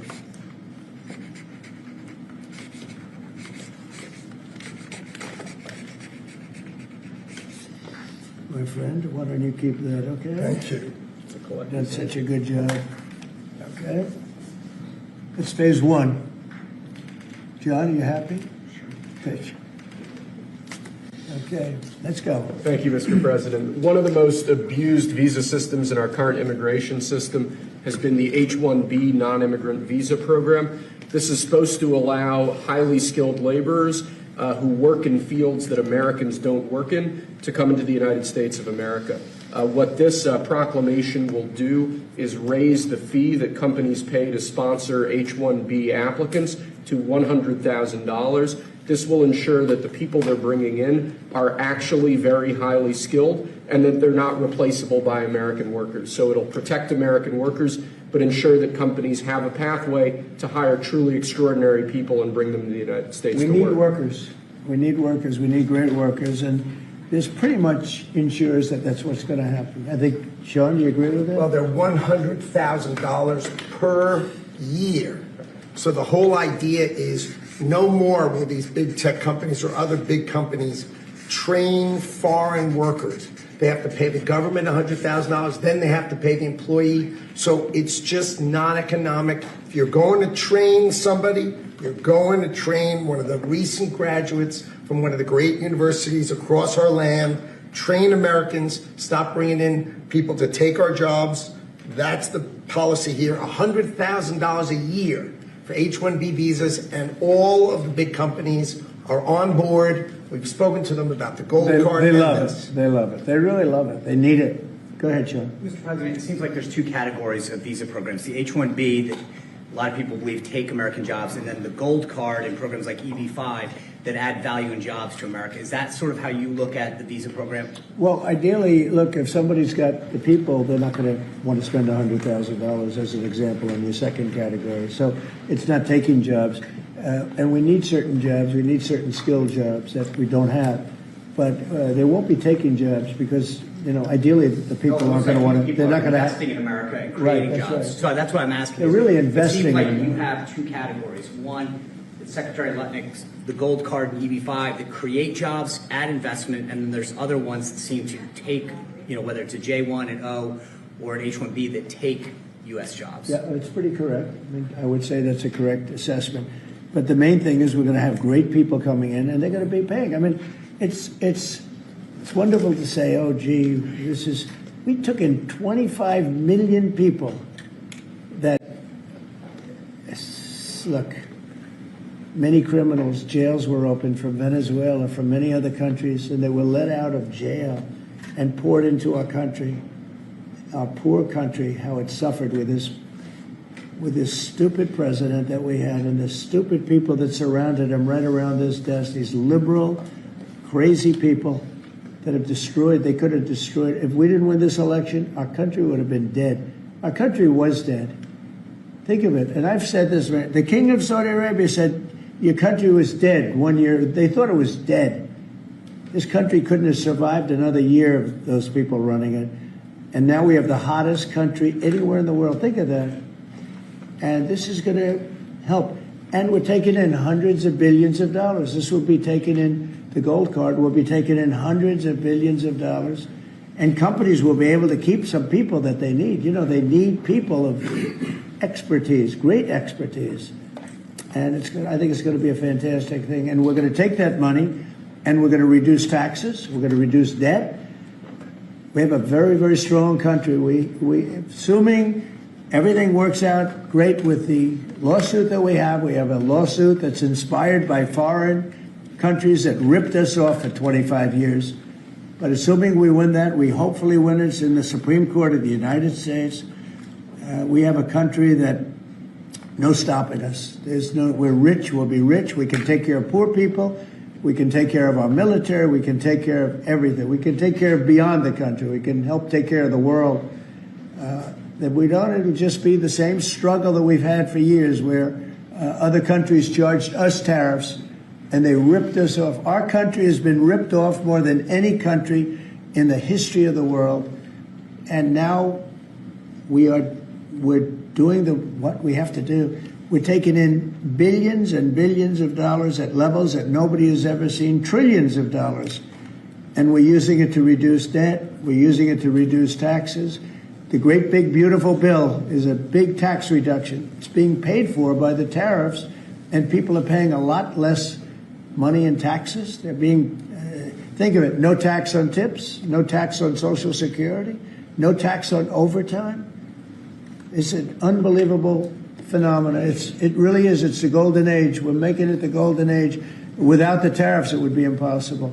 And China, for years, charged us tariffs, and they continue to do it, and so do other countries. Most countries, they charge us. They were ripping. Look, the European Union, as you know, I get along very well with them, but they ripped us off so badly. Nobody's ever seen anything. Now, the European Union is paying us $950 billion, and they're paying us $750 billion to buy our energy, and And they're okay with it. They signed the agreement. You know, it's not like anybody forced them to do it. They're okay with this.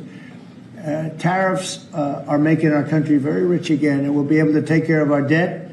We'll be able to take care of our taxes, lower taxes. We'll be able to take care of Medicare, Medicaid, Social Security. We're going to be a rich country again. Without tariffs, we'd be in very big trouble. Do you still want Europe to pay 100% tariffs of China? Excuse me. H-1Bs are sometimes used by people already in the country legally on other visas or student visas.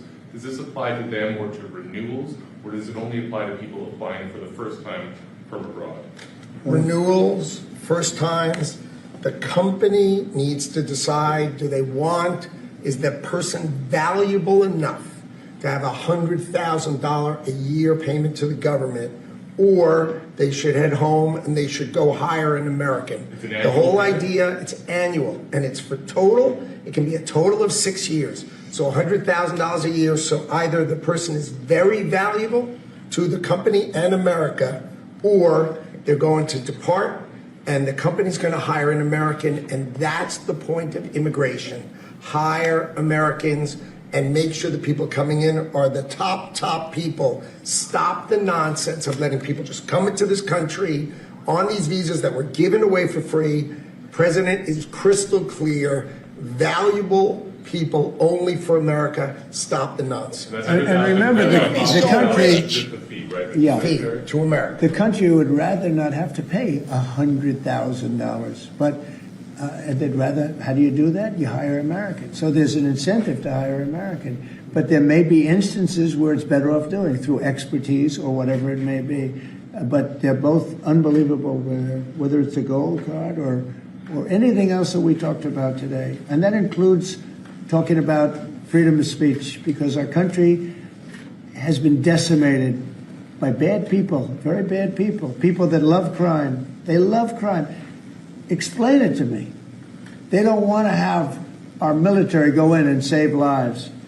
But when you go and ask the people, do you mind having the National Guard come in if it meant safety? They look at the question like, what's wrong? What kind of a stupid question is that? Of course they do. We're going to have a safe country again. We're not going to have people shot, 11 people shot. Think of it. In Chicago, over a period of 6 or 7 weeks, 55 people were murdered. And then you have a governor saying how wonderful it is. It's not wonderful. It's very unsafe. There's not a place in the world. You go outside, you go to Afghanistan, you go to different places all over the world that you hear about. It's 20% of what's happening in places like Chicago. And you think of them as unsafe. Mexico City, it's a tough place, dangerous place. The crime rate is lower. Think of it. What's happening to our country? We're not going to let it happen. And I think I got elected largely for that reason. So we're going to have a safe country again. We're going to have a great country again. We're doing unbelievably. We have the highest stock market in history. We have the most investment we've ever had, ever, as a country coming in. And we're very simple. You know, they said, how'd you get elected? I got elected because I'm going to make America great again. That's what we're doing. We're making America great again. Thank you very much, everybody. Thank you, press. Thank you, press. Thanks, guys. We'll go out the door right there. Thank you. Thanks, guys. Thank you. Let's go. Let's go. Right out this way. Thank you. Thanks, guys. Let's go. Let's move. Thanks, guys. We're out. Thank you, press. Thank you. Keep going. Keep going. So he's actually done? Wow. Yeah, well, President Trump just hijacked. By the way, we were talking about how the local affiliates in broadcasting can quickly preempt whatever programming. So now that we've returned to our regularly scheduled programming at this point, you just saw firsthand what preemptive means. So the local affiliates can preempt and do whatever they want and bring on something else. I'm surprised more of them don't cover President Trump, but that is what it is. So anyway, I had a whole bunch more stored up, but it's already been 3 hours, so I'm going to cut it here because once we get to the after party and I do the super chats, we're going to be probably right at about 4 hours, and I don't want to keep you guys all from dinner. It's already 5:48. And so tomorrow we will go ahead and SB says he needs a vacation. Well, this dude just doesn't stop. And you wonder why I talk to you about vitamins and other stuff. Because, man, I can tell you, I'm texting Robin. I'm like, hey, what time are you coming home? I don't have any idea. I don't know when he's stopping. So we'll figure out. And he's so comfortable. I mean, when you watch it, he is so comfortable doing these interviews that it's just amazing to me how he will continue to just keep going and going and going.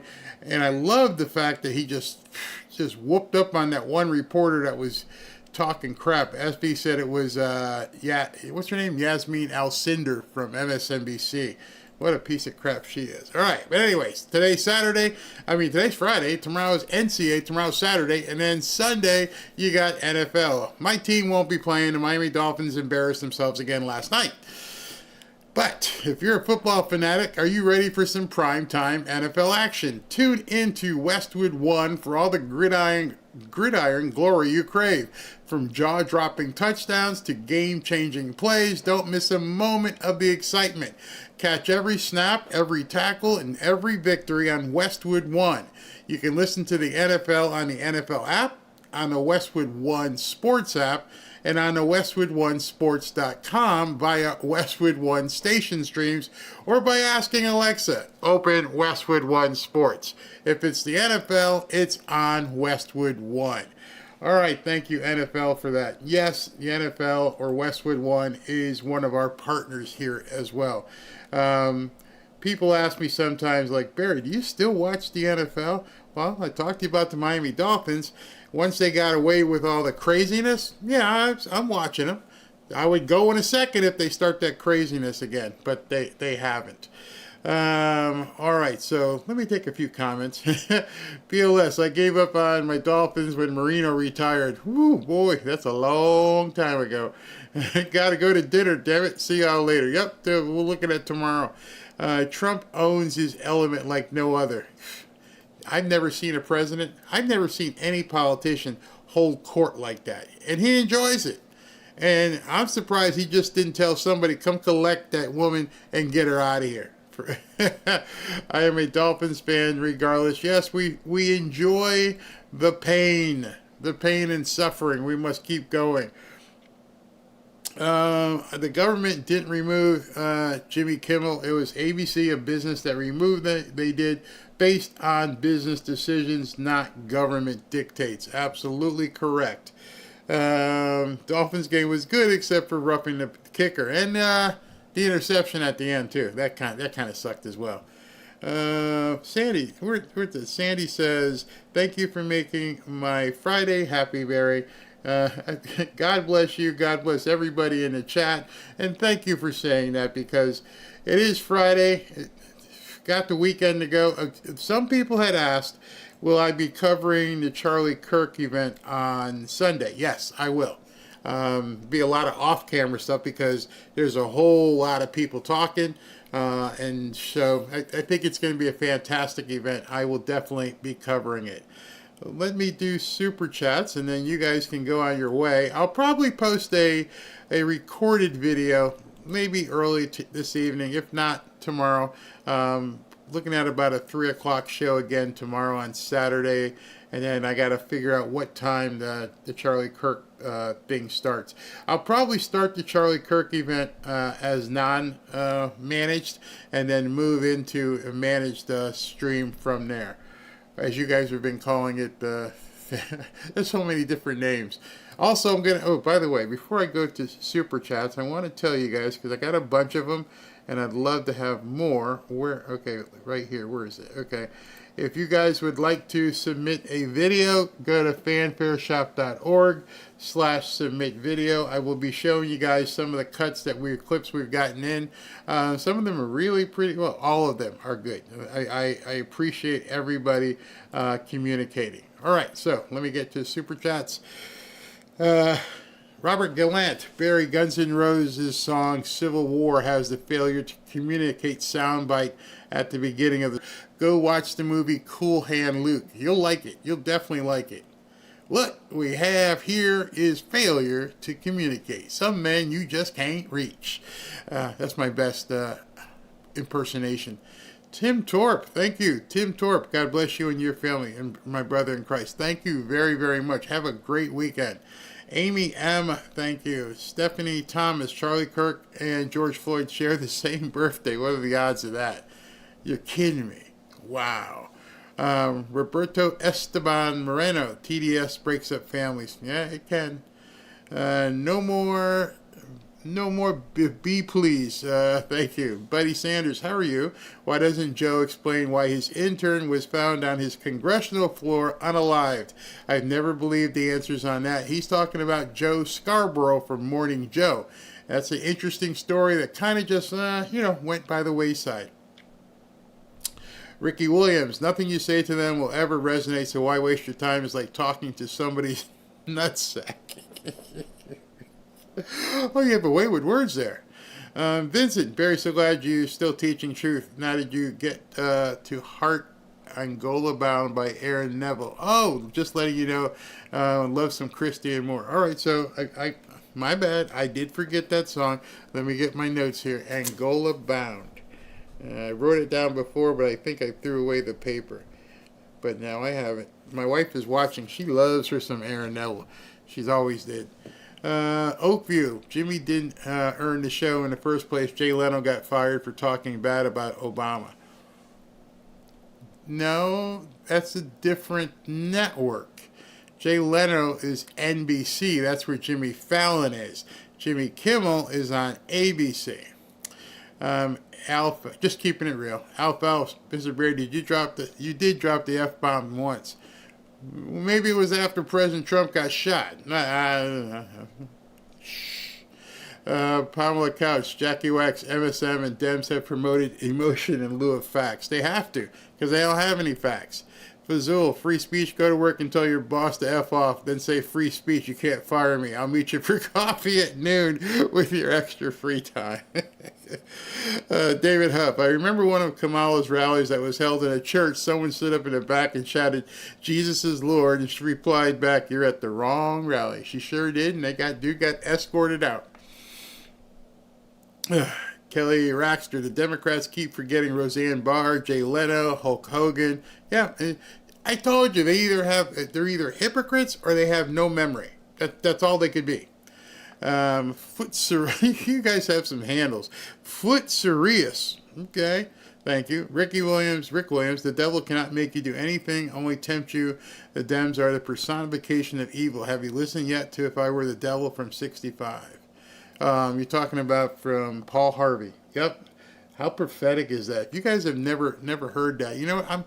I think I'll play that on Monday, the Paul Harvey Devil. If you've never heard that, it's going to make hair stand up on your shoulders there. Paul Harvey Devil. Yep, we'll keep that. All right, so you guys have a great rest of your Friday night. Have some fun. Spend some time with your significant other, wife or husband, kids, dog, cat. But enjoy yourselves, and I will see you tomorrow for sure. And I'll have all the information on the Charlie Kirk event as well. All right, talk to you guys tomorrow. Thanks for tuning in.